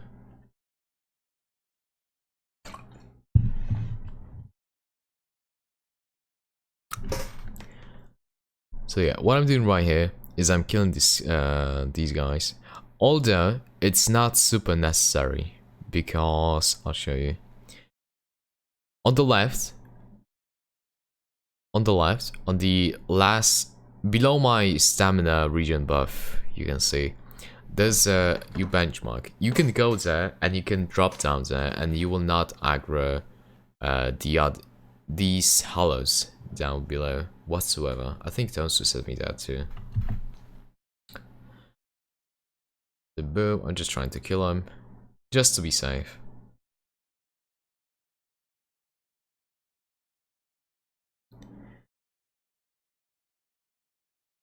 Oh mama. Killing hollows for resistant Seeper. And this is the crow's nest. So what are you doing? You just dropping the Skull Lantern and you quitting out of the game. Some people like Singa likes to just bone out for whatever reason and go back here again. But yeah, I just quit out. It's the only place in the Nohitron that is allowed to quit out because of how the crow's mechanics is set up. So yeah, and now using Homo Bond, we are back in the Tomb of Giants, and I'm wearing the Ring of Fog and the Ninja Ring. This is the really hard running section because you have to land it by heart. You basically cannot see anything in the meter away from you. And there's a scaly dog coming right at you. And I think those of you at the strat, that if you're gonna stay on the ledge that Patches kicks you from, and you're gonna shoot the arrow right there, I mean at the place that the dog is, he will come to you, and he will drop down the place that you got this gold lantern from. But what I do is I'm running past, I'm hugging the wall, and as soon as this wall, ends, like right here, it curves, I start to roll. And because of Ring of Fog, the scaly dog will not be aggro to me anymore if I will be far away enough. Now we run in here. This pickup is our benchmark. We run it past again. Here we have the Silver Knight, no, what is it called? Covetous Silver Ring, which will boost our soul intake as well, but I don't grab it because we just pass the scale with a bow, and he can snipe you really well, trust me. And then, and also the arrows in this game are somewhat homing, so I just rather not take it. We're dropping down, and now we safe and sound.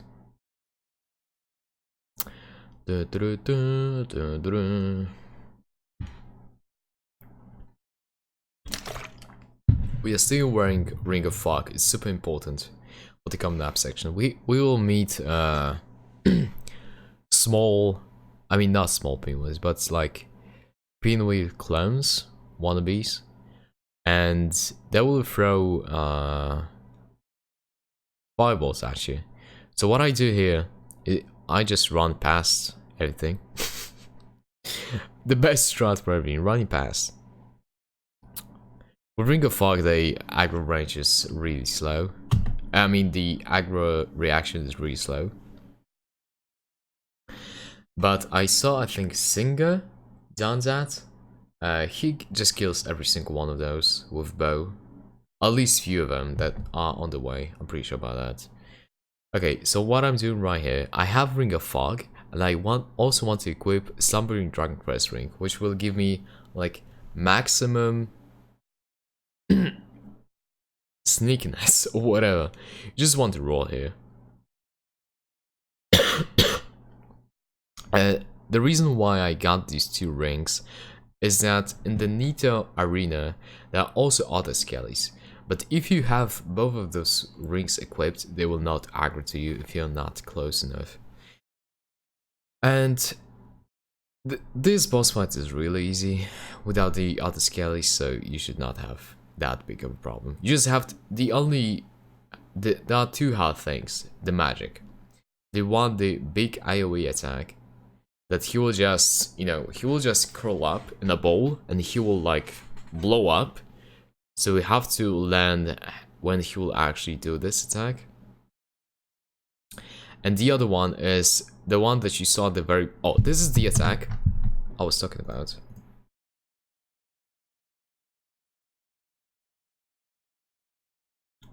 He just curls up like that, and he will blow up.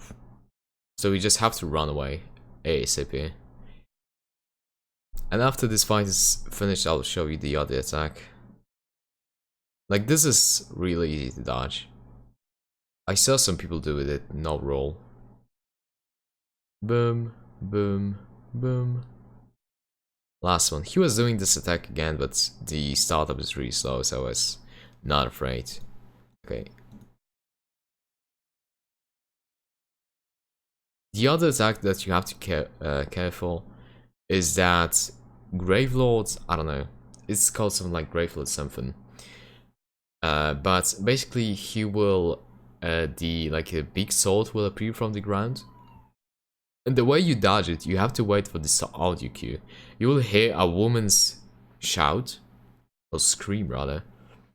And after this is finished, you have to look at the Nita, because he will do this animation of like slamming with the hand to the ground, and this is exactly when the dagger will appear. Boom. Just dodge it. And this is the fight. So now the dog is coming up. Dog is one of those fights in this game that is skillful. Like, there's no strat for it. I mean, there's a small strat, but you basically have to learn this fight by heart. Like ONS, it's really hard fight. I was really anxious coming to it every time. Okay, so we're going past the Titan Demon. Always from the same side. I'm wearing right now Ring of Fog and I think Ninja Ring. So the aggro range is diminished from the enemies. Running into 90, slap this bitch. Kill this one with the bow.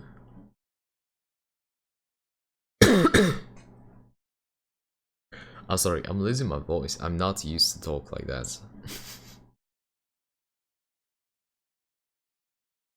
Of course, we kill every tree on our way because they're cunts.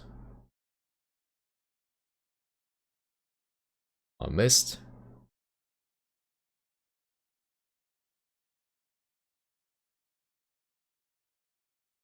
And we go into the bonfire that was hidden behind the wall, illusory wall. I want to sit at it again. After I oh wait, you can see the UI.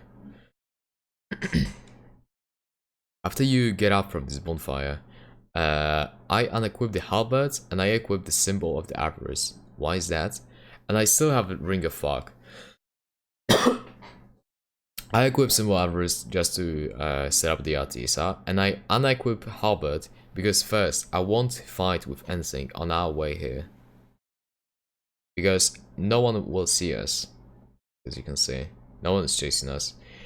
And the other thing, you just run faster, because with symbol of avarice on your head and the halberd, you will slow walk. You will fat roll and you will slow walk, so I just decide to unequip it. And when you see the slide, this is the Sith arena. I'm just gonna wait for the RTSR. Okay, so post Sith boss fight, I was so anxious about this fight that I'm pretty sure I was punching only one attack. And this is the running attack. I don't know how to call it. Running a one, not running a one. Running attack of Sith. And I'm trying to position myself in the specific position so I can roll, attack, and roll away immediately.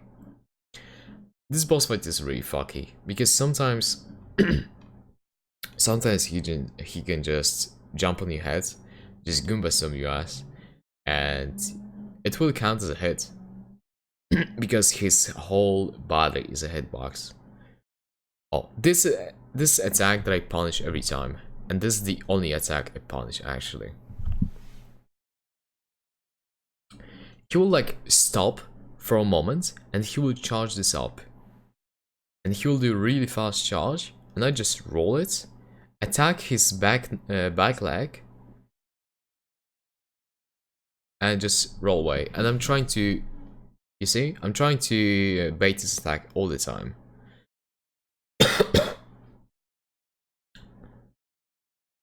If he will just come up to me and he will try to stab me, I won't care, and I will just dodge away.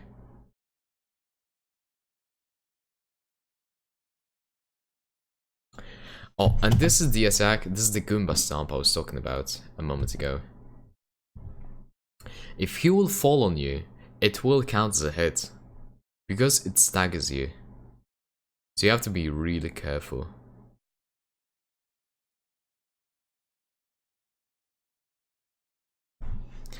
Just dodge away. Sometimes he will walk to you, and this is where he kind of de-aggroes. That is why you have to... That's what I did here. Like, dodge, he starts slow walking. So I just do 180 to bait out this attack, because apparently I'm in this very certain spot that he will not do either. He wants to either jump on me or he wants to do this charge, but he can't do anything because I'm in the bad position. I missed. This one was really hard to attack the dodge. It's really fast, so you have to be careful for it all the time. Running away. Oh, I did here again. He started walking. I did a 180, and he did the charge again. Oh, dodging from the Goomba Stomp again. This is fucking fucked.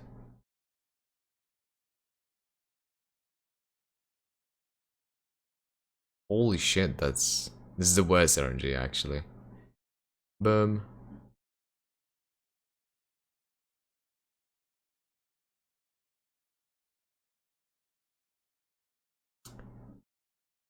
This is a really good RNG. If I will position myself well, he will usually just do this slam that is really easy to dodge. And when he's at low HP, he starts to limp, and yeah, I just space myself and finish him off with the arrows. Also, there's no bonfire after this boss fight, so you just have to bone back.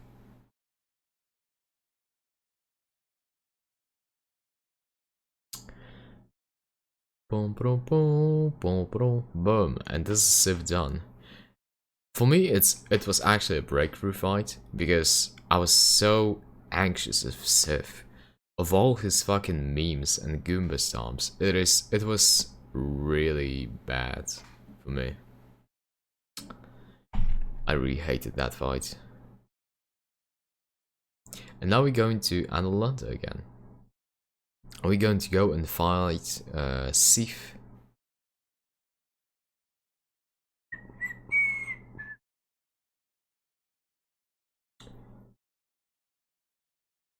Okay, there's no enemy over here. Oh, but this is important.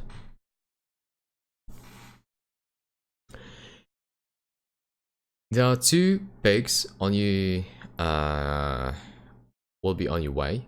So what I'm doing right here is I'm actually aggroing this one. I'm trying to kill him. He will not go past this staircase, so it's really safe. I'm just doing running R1, dodge, running R1, dodge. He dies in 4 hits. Easy.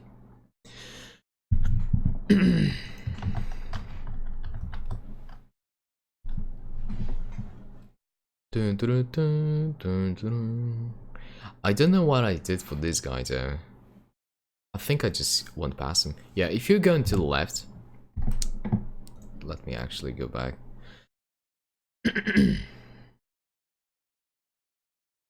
If you want to go to if you will run, he will aggro to the place that you are right now, and he will, you know, turn his face to it.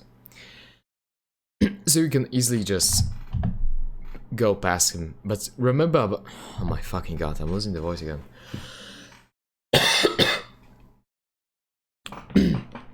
But remember about the charge, because in his situation, the whole body becomes a hitbox when he's charging. So it's pretty, you know, scary. But usually it's consistent if you go to the left. And just run to this lever. And that's all.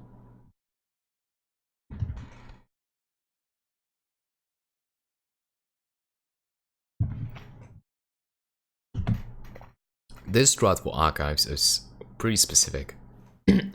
What I do here is I'm waiting for 3 arrows from this guy right in front of me. 1, 2, and 3, and the skelly guy will go from the right, and then just running. Oh, this was pretty scary, because what I expected that, so I just, you know, just dodged that. Run past. Right here, I was looping around because I knew I had to wait for the audio cue. There were 2 spells of the mage that was right in front of me, and I'm waiting for the 3rd one, so he won't snipe me. I heard that, dodging the arrows to the left, to the right, and you're safe. Safe and sound. I know it looks pretty yellow, but for me it was super consistent and I decided to do this all the time.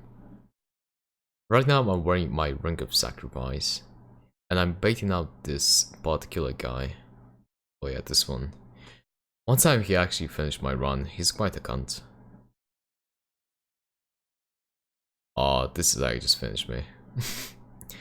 So you run into the thief. This is the first encounter with the thief, and this is the scripted death. You have to die here, but you will lose your souls as well. So that is why you bought the Ring of Sacrifice of the Gargoyles. This is a scripted death. You cannot do anything. You can do archive skip. However, in No Returns, that is considered a glitch and a sequence break, so you're not allowed to do that, because the reason why No Returns exists is you want to beat the game legit, without any skips or glitches, whatever.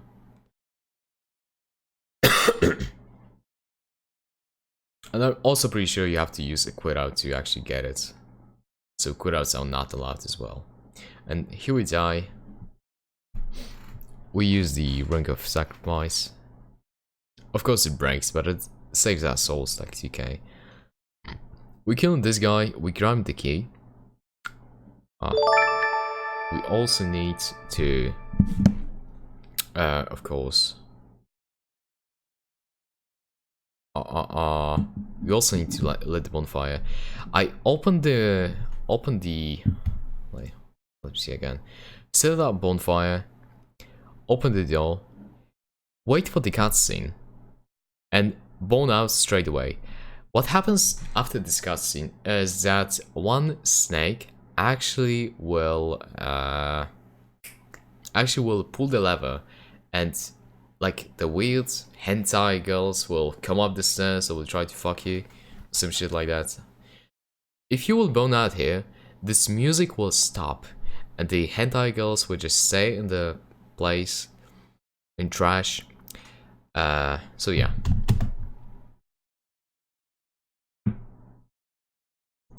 you wake up, you run downstairs.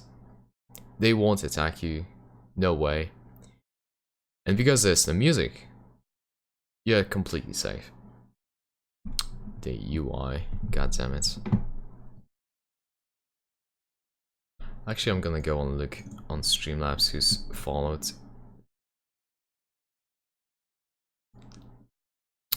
I got followed on stream, wow.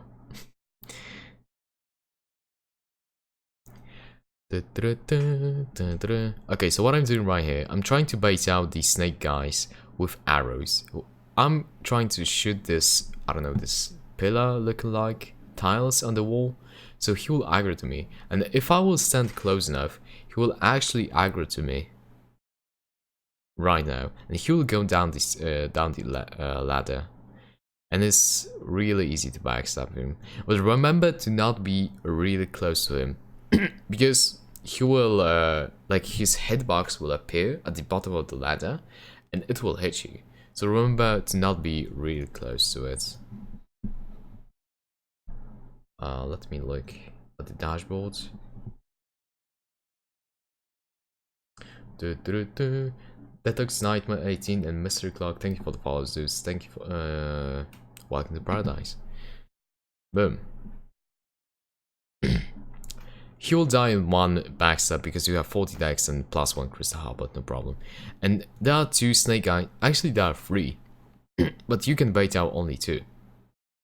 With this strat. I knew some people actually go up the ladder and then fall down, so they will like aggro every single one of those. But I found that super dangerous, so I decided to just use the bow. So I aimed at the lantern, and what I was looking right there, I was looking for the shadow, because you can actually see the shadow of the coming up snake who is on this balcony. And again, I'm shooting at this on these tiles. Well, you can see actually, right below him, you can see the shadow. I saw it I saw it like over my splits around this area. Yeah, he saw me again. And the same strat. He's just coming down. Backstab his ass. Boom.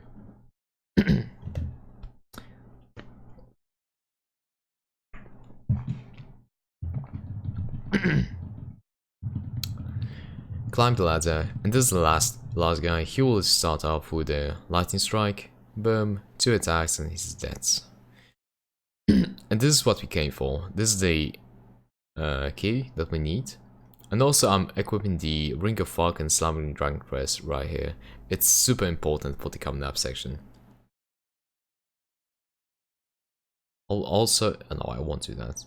Never mind, I'm running right now.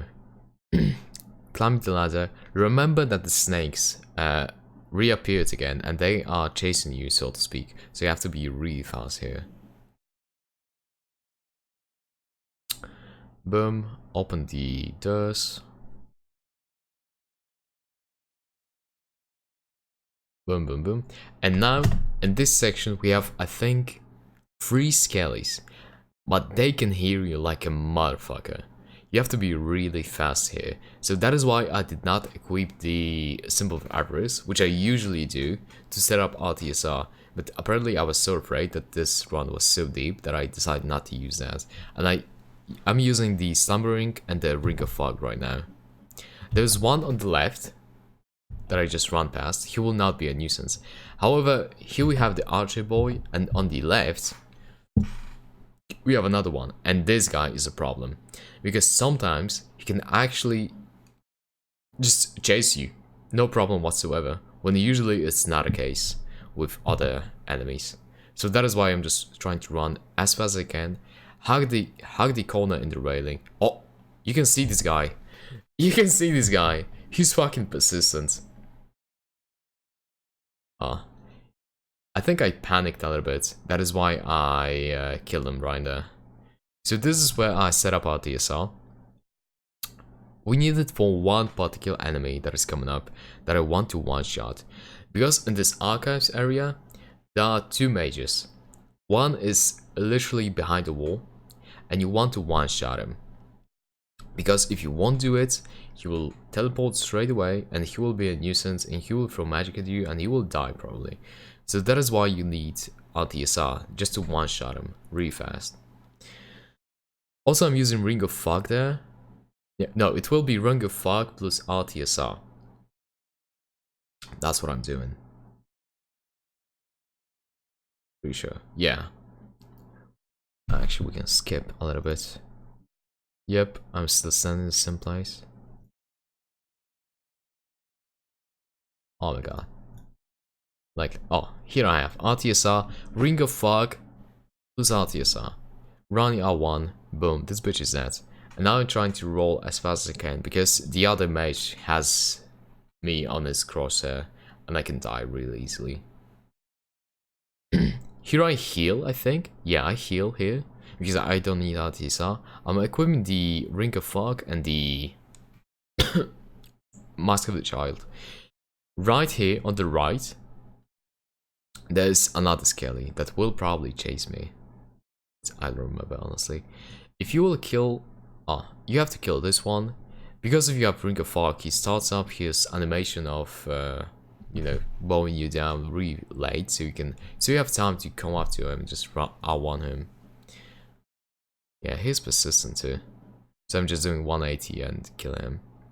I think Singa showed me that. If I will hit this railing... oh, if you will hit this railing, he will actually fall down just to check up on it. So you can kill him straight away. But what I used to do before that, I used to go up these stairs, I frame the common arrow with turning on the switch, and then just I frame another arrow and kill him legitimately. But yeah, I think Singa showed me that. Easy kill. Yeah, that's what I used to do. This animation gives you iframes, so that is why I was not afraid usually.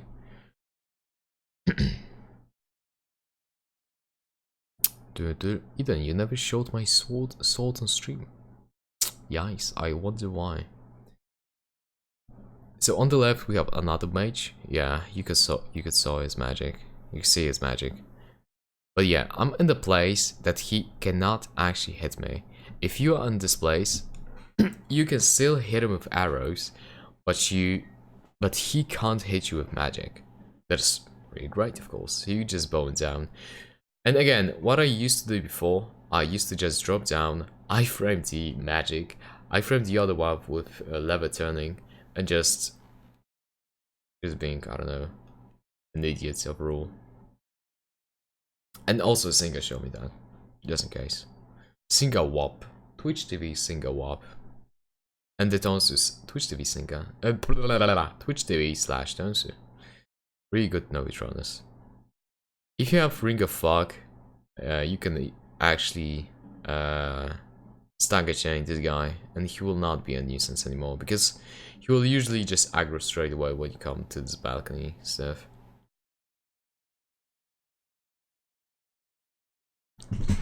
And here we have it, the archives. Easy peasy.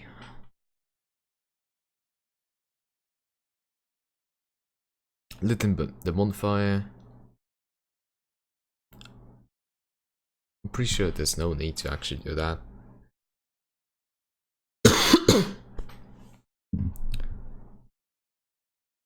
We pulling the lever. Okay, I'm just gonna play it. Unless I can do it like faster.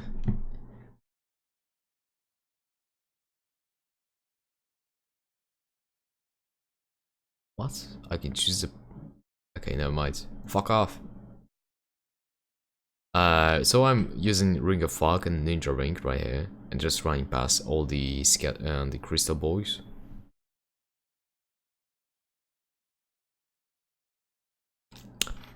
We're still running. Running. I like to go to the right of him, because again, Ring of Fog is really useful. We drop down here. It will not kill you. Boom. And these are invisible bridges that are maybe for the first timers really hard to notice, but you'll get it pretty soon.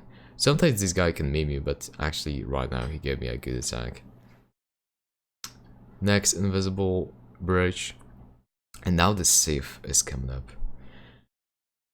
I figured this strat for myself. I will tell about my strat first on the fight, and later I will tell you the singers at Tonsu strat.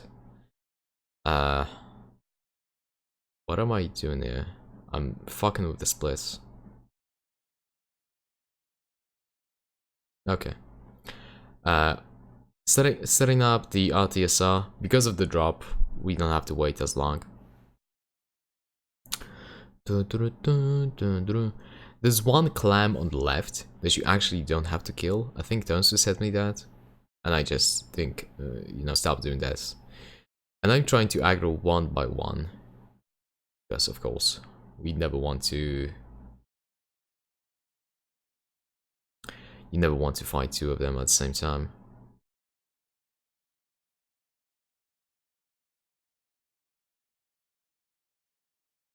I'm just trying to be really careful.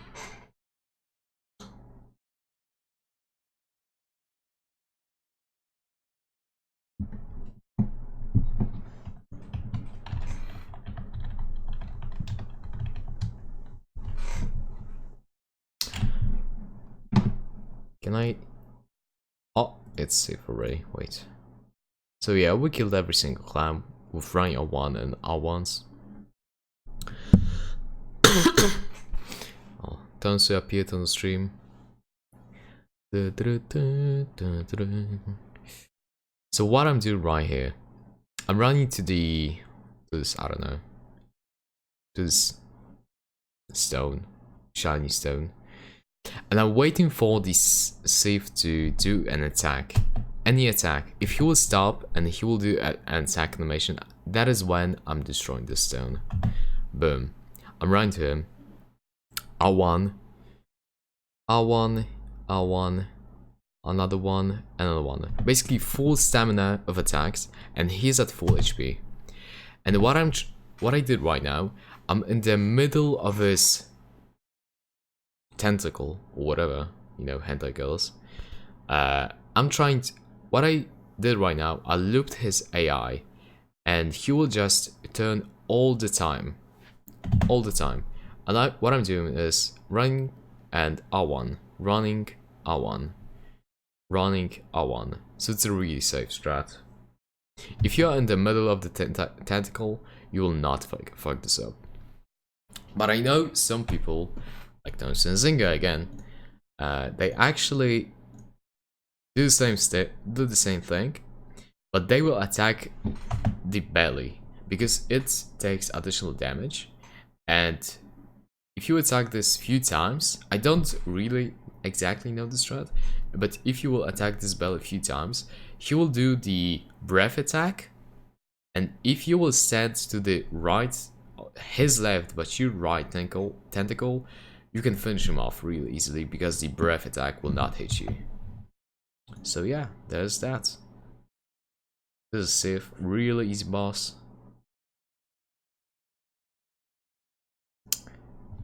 And now we're going to the skip split.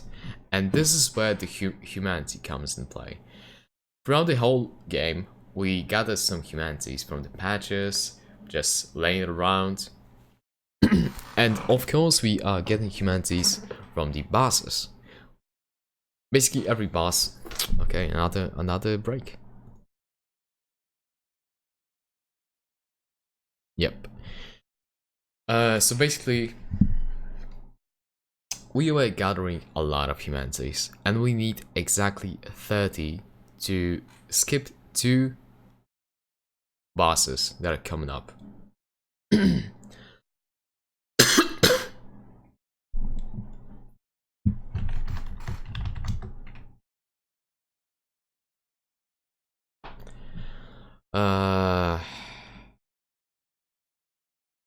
So we're doing the same route. We're going to the same place where Ceaseless died. So basically the strats are the same. Running. Oh, wait.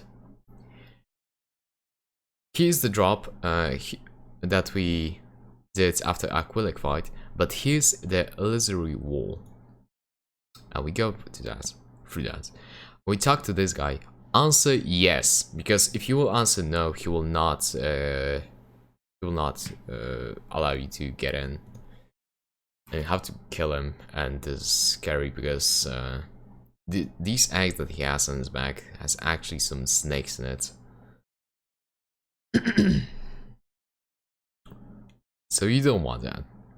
So basically right now what I'm doing, sit at bonfire and popping all the humanities that we gathered throughout our run. So yeah, third humanity. And we offer humanity to this bitch. We have to enter Covenant, and we offer the humanity there. Thanks to this, we will be able to actually use the shortcut. And that's it. That's why we gathered all these humanities, just to pop the shortcut.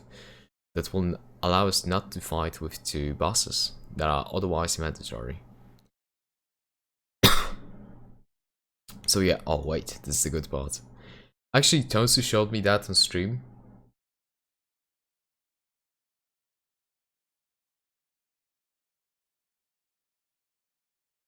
Because I was trying out new strat for this.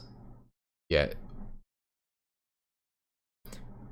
There's no lava anymore right here. That is why you can just freely drop by. Of course, if you will walk into one, it's considered a hit. I mean, maybe it's not because it's environmental. But why would you do that anyways? So he was asking Tosu for the advice. Because he told me that if you will arrow one of the places and below this, I don't know, corridor or how you call it, the Capra demon you can see right there, he will just fall down. So we gonna science a little bit.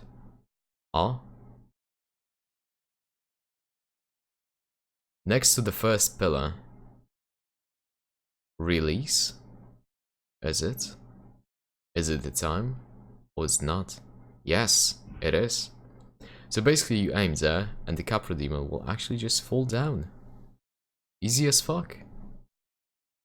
I was actually asking Tosu on stream, on the run, how to do it, because what I did, usually I just run past this bitch, no problem.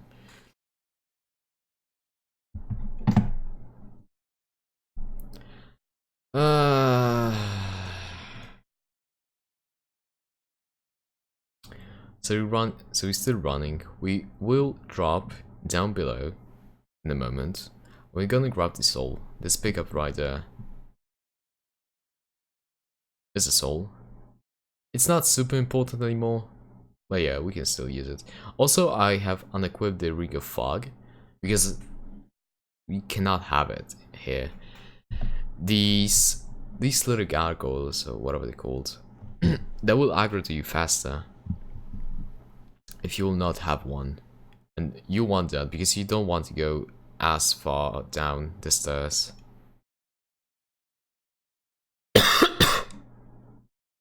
Boom, really easy. We're gonna kill the last two. The last one? No, it's last two.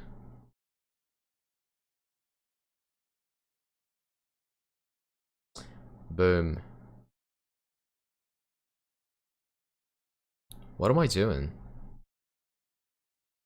Yeah, I'm stupid. We need to actually aggro this Taurus demon first. Boom. He's aggro now. We're running there. Are we just trying to loop him around?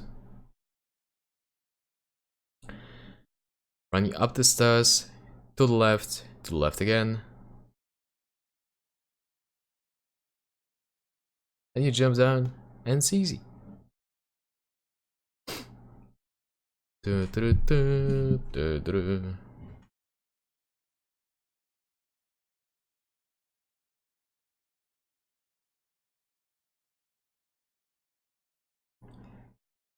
run past these guys, they will not aggro. I mean, they will aggro to you, but they will not chase you because the aggro range for them is behind this gate, and that's all.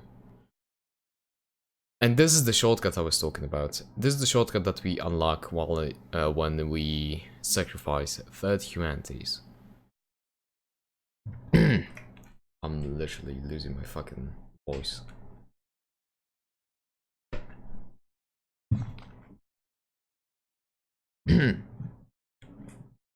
Okay, it's there.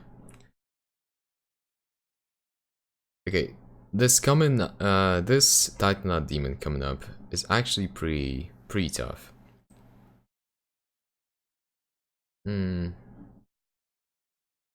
It's pretty tough. What I do here is I just run past. I just have Ring of Fog plus Ninja Ring, and I'm trying to jog to his hand. I'm just gonna show you guys.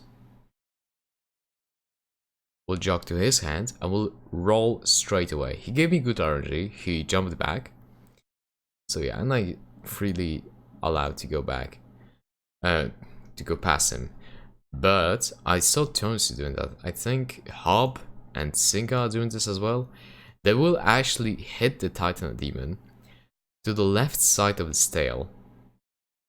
And because of that, Titan Demon will aggro to it and will turn left. And while he's doing that, they will run to the right. So they will always be behind his back, and they will, not get hit.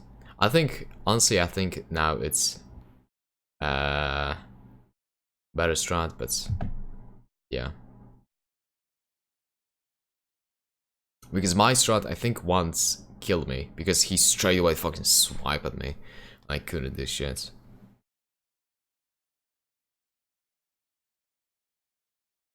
Donsu, but I'm pretty sure I saw you doing that. So I don't know. I'm not pulling the strats out of my ass.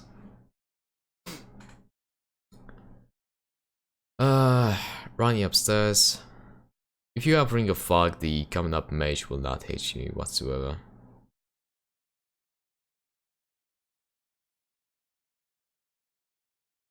Never done it. Okay, so this bit of case coming up.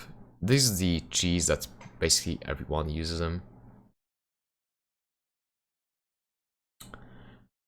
Everyone uses right now. I have unequipped. Okay, I have ninja ring, but after I'm like below his head, I'm gonna unequip it. I'm gonna position my toes. I'm gonna show you guys. I position the toes of my left feet with the first tile, and I'm gonna do a back step, and my right toes will be at 1, 2, 3, 4, 5th line of the tile. So yeah, my right toes had to be there. Boom, it's perfect. And now I have the fire bombs that I picked up at the beginning of the fight. And this is the place. This is the little like a bronze spot. I don't know what is that. Like a bronze spot that you can basically you have to aim for it. And this is the other spot. What is the strat for this boss, you may ask? You don't use a bow. I mean, you do, just to set up your character the way that he will throw the bombs, the way that oh my god, I'm literally losing it. Your character will actually throw the bombs the way your crosshair is placed. And this is the other place, below this little branch and in between these big two. That's what I use. So this brown spot and I might be nowhere, and this brown spot and this one behind like two big branches and above the little one. And you have to do it fast, because if you lag behind, then but of course will just simply fuck you. Yeah, you're waiting for the cutscene, probably another one. Also remember to not have ninja ring right here, because ninja ring will not be as useful here. Okay, he gave me a firestorm, although it was pretty okay RNG for me.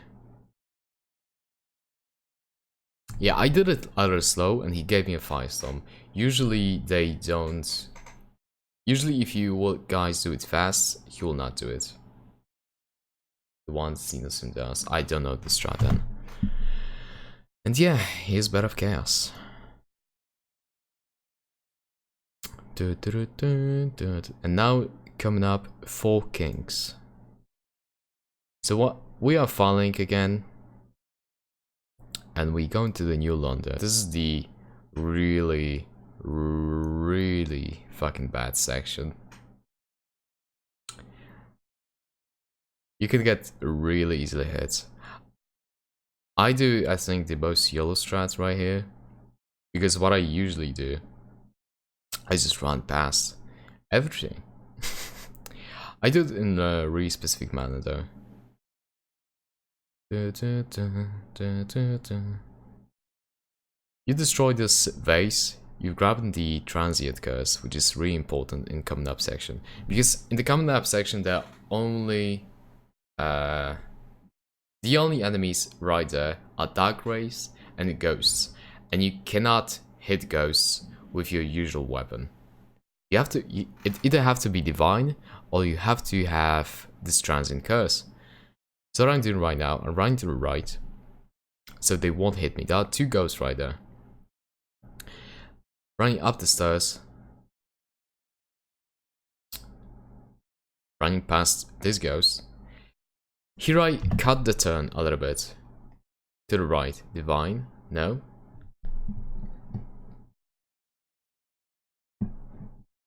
I'm pretty sure in divine. You need to cut the turn to the right a little bit, because there's a ghost on the left that can actually hit you. So I'm turning, I cut the, you saw it guys, this little turn to the right.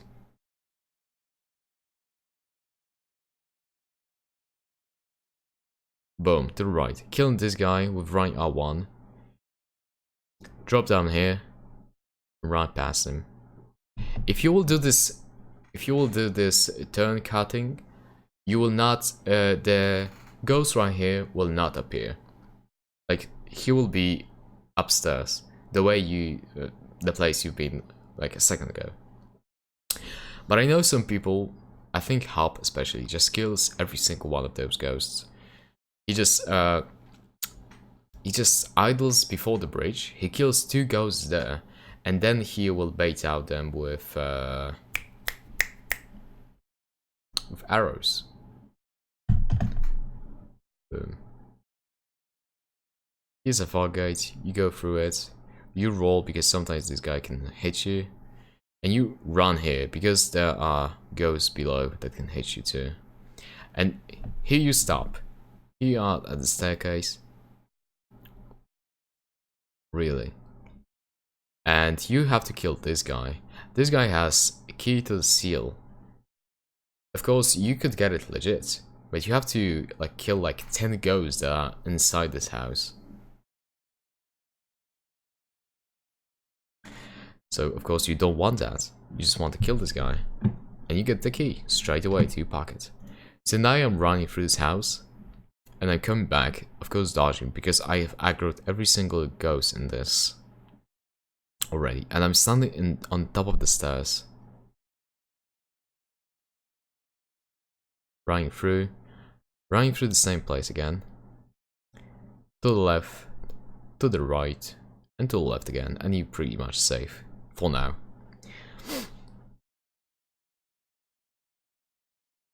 Okay, apparently I was wrong, and killing ghosts, you have to kill ghosts with curse weapon, not divine weapon.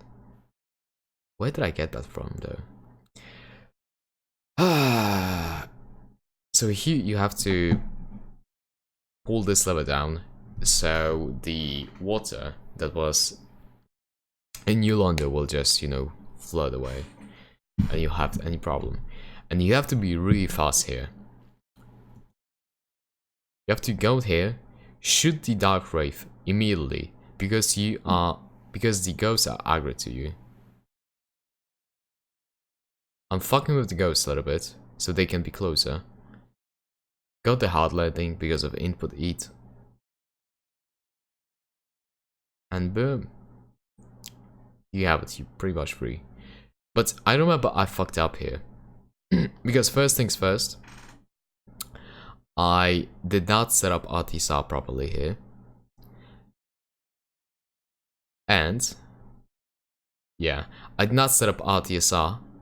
And also my halberd was broken. So I had to go back. And I had to go back to the Analunda again, just to upgrade my weapon. And this is the point I was talking about, you guys. Because, you know, Crystal Halberd cannot be repaired, but can be repaired by upgrading it. So that is why you're doing this.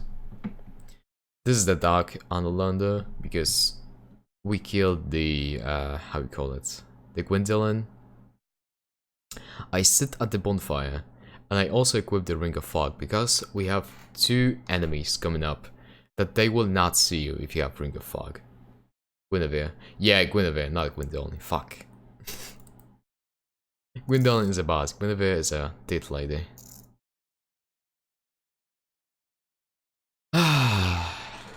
We run in there. Are we going to the giant blacksmith again?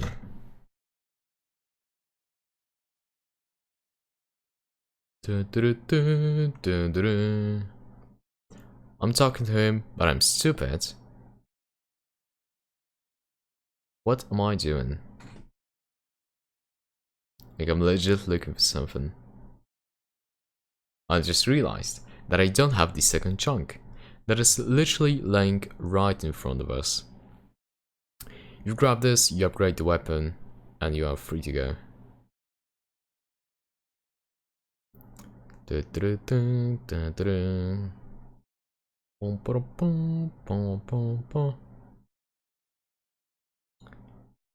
And here you have Crystal Halberd plus 2.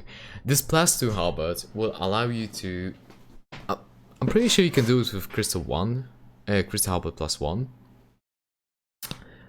But You can 4-shot 4 kings with it. The coming up boss. Okay. We're running here again. To the same place. No, actually the route changes when the water is not here anymore. You run to the left again. Just in case you fuck up like me. Or you die on limited hit run. You go here. You jump down there. And you will have to dodge 3 dark rays that are in the way.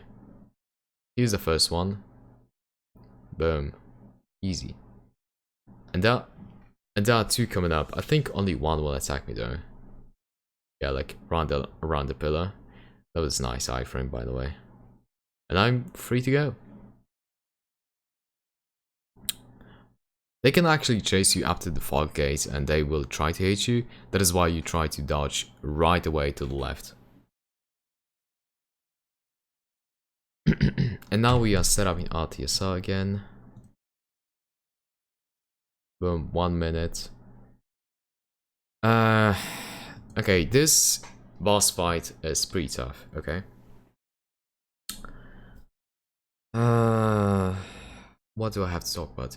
At the beginning of the fight, you have to drop something because it makes the boss not start with a certain RNG. At least there's a bigger chance of not starting this certain RNG, which is a homing purple shit. Because if the 4 kings will start off with this particular attack, with homing missile, purple homing missile, you're pretty much fucked. Because he's on the other side of the arena, and the arena is circular, and you are on the other side. And it's really hard to avoid it. I just prefer to bone out, and then go back to the fight again. But if they will do this attack in the middle of the fight, I will just run away, because at this point I have 40 endurance. I can run all day. No problem.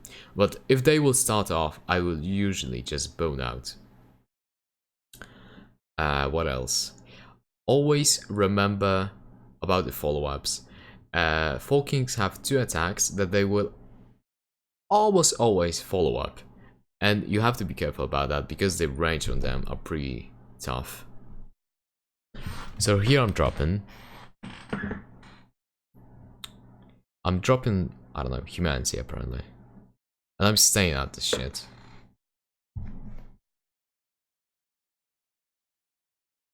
Oh, he did not start off with the magic. This is one of the attacks that he will follow up and I'm always waiting for. 2 hits. This is another one. But he did not do that again. This is the stab attack. Easy as fuck. And also really important note. Some people laugh that 4 kings are actually 3 kings, because when they die and they are in this dying animation, you can still hit them. Because there are essentially a limited amount of these kings that can appear, they have cumulative HP bar. And during this dying animation, you can still hit them, and they will still receive damage. So if you will do this after every kill of the king, only 3 kings will appear in total. So yeah, I basically just took 1/3 of HP.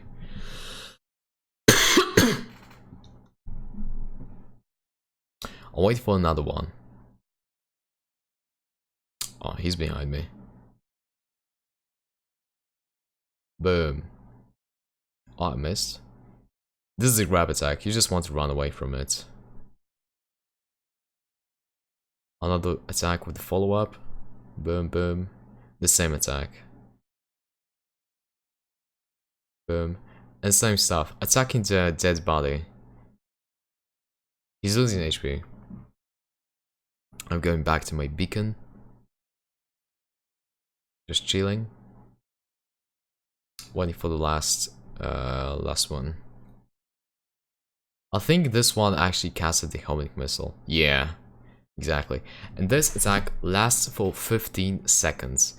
And with 40 endurance, you have just enough endurance to run away from it all day. I mean, of course you can do it with low endurance, but I'm just comfy with what I have.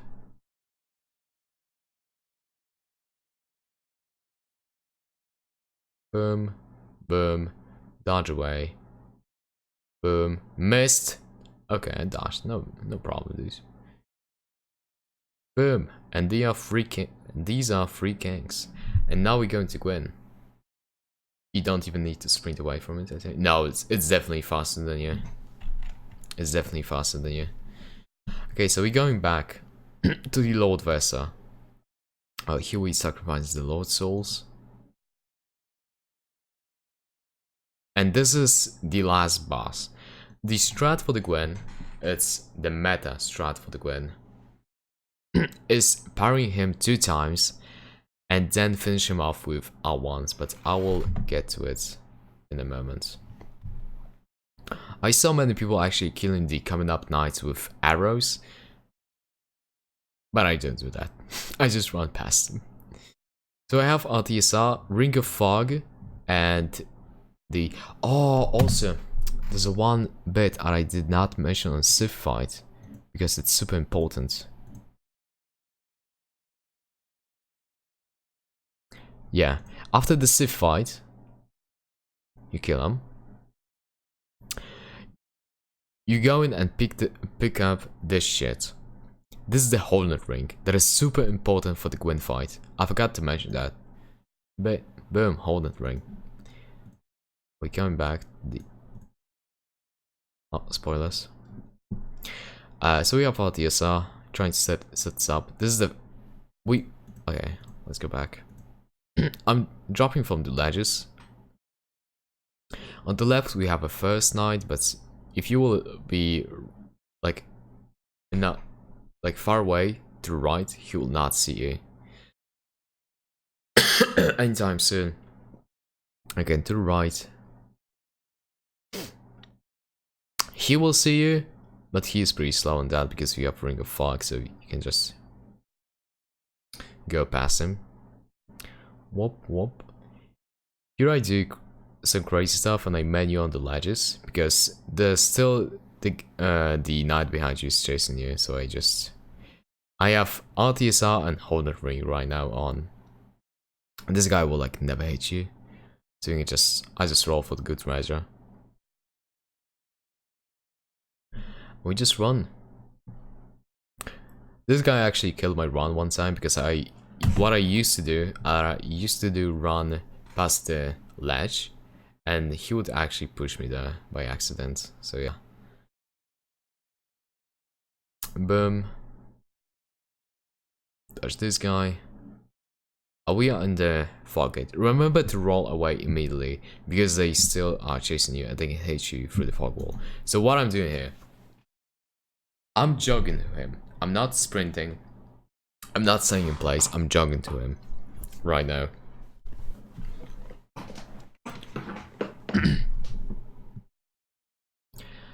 And I'm trying to lock onto him. That is why you saw this jittery camera. I'm trying to lock into him. And I'm parrying him. What helped me land that parry is that I was looking at the sword. It's really easy to dodge, to parry if you will put enough practice in it. Boom. Almost half HP. What I do right now, I lock on, loop around him, I'm waiting for him to stand up fully. I wait for him to stand up fully, because that killed one of my runs.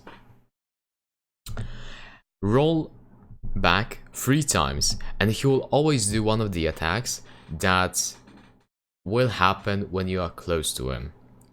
Because the game thinks you sit close to him. So basically what are you trying to do right now? You are trying to bait another lunge attack. Which are really easy to parry, by the way. There are, I think, 3. And he gave me the easiest one right now. Boom, parry. Boom. Go around him again. 2 R1s and he's fucking dead. And this is then a hood run on this one. Easy peasy. So basically, yeah, I almost talked about every strat. You can also spin to win. Yes, you can also R2. I talked about almost every strat. I mentioned some other run strat. And I hope you guys like that, and I hope it will refresh some memory for some people and help some people get their own runs.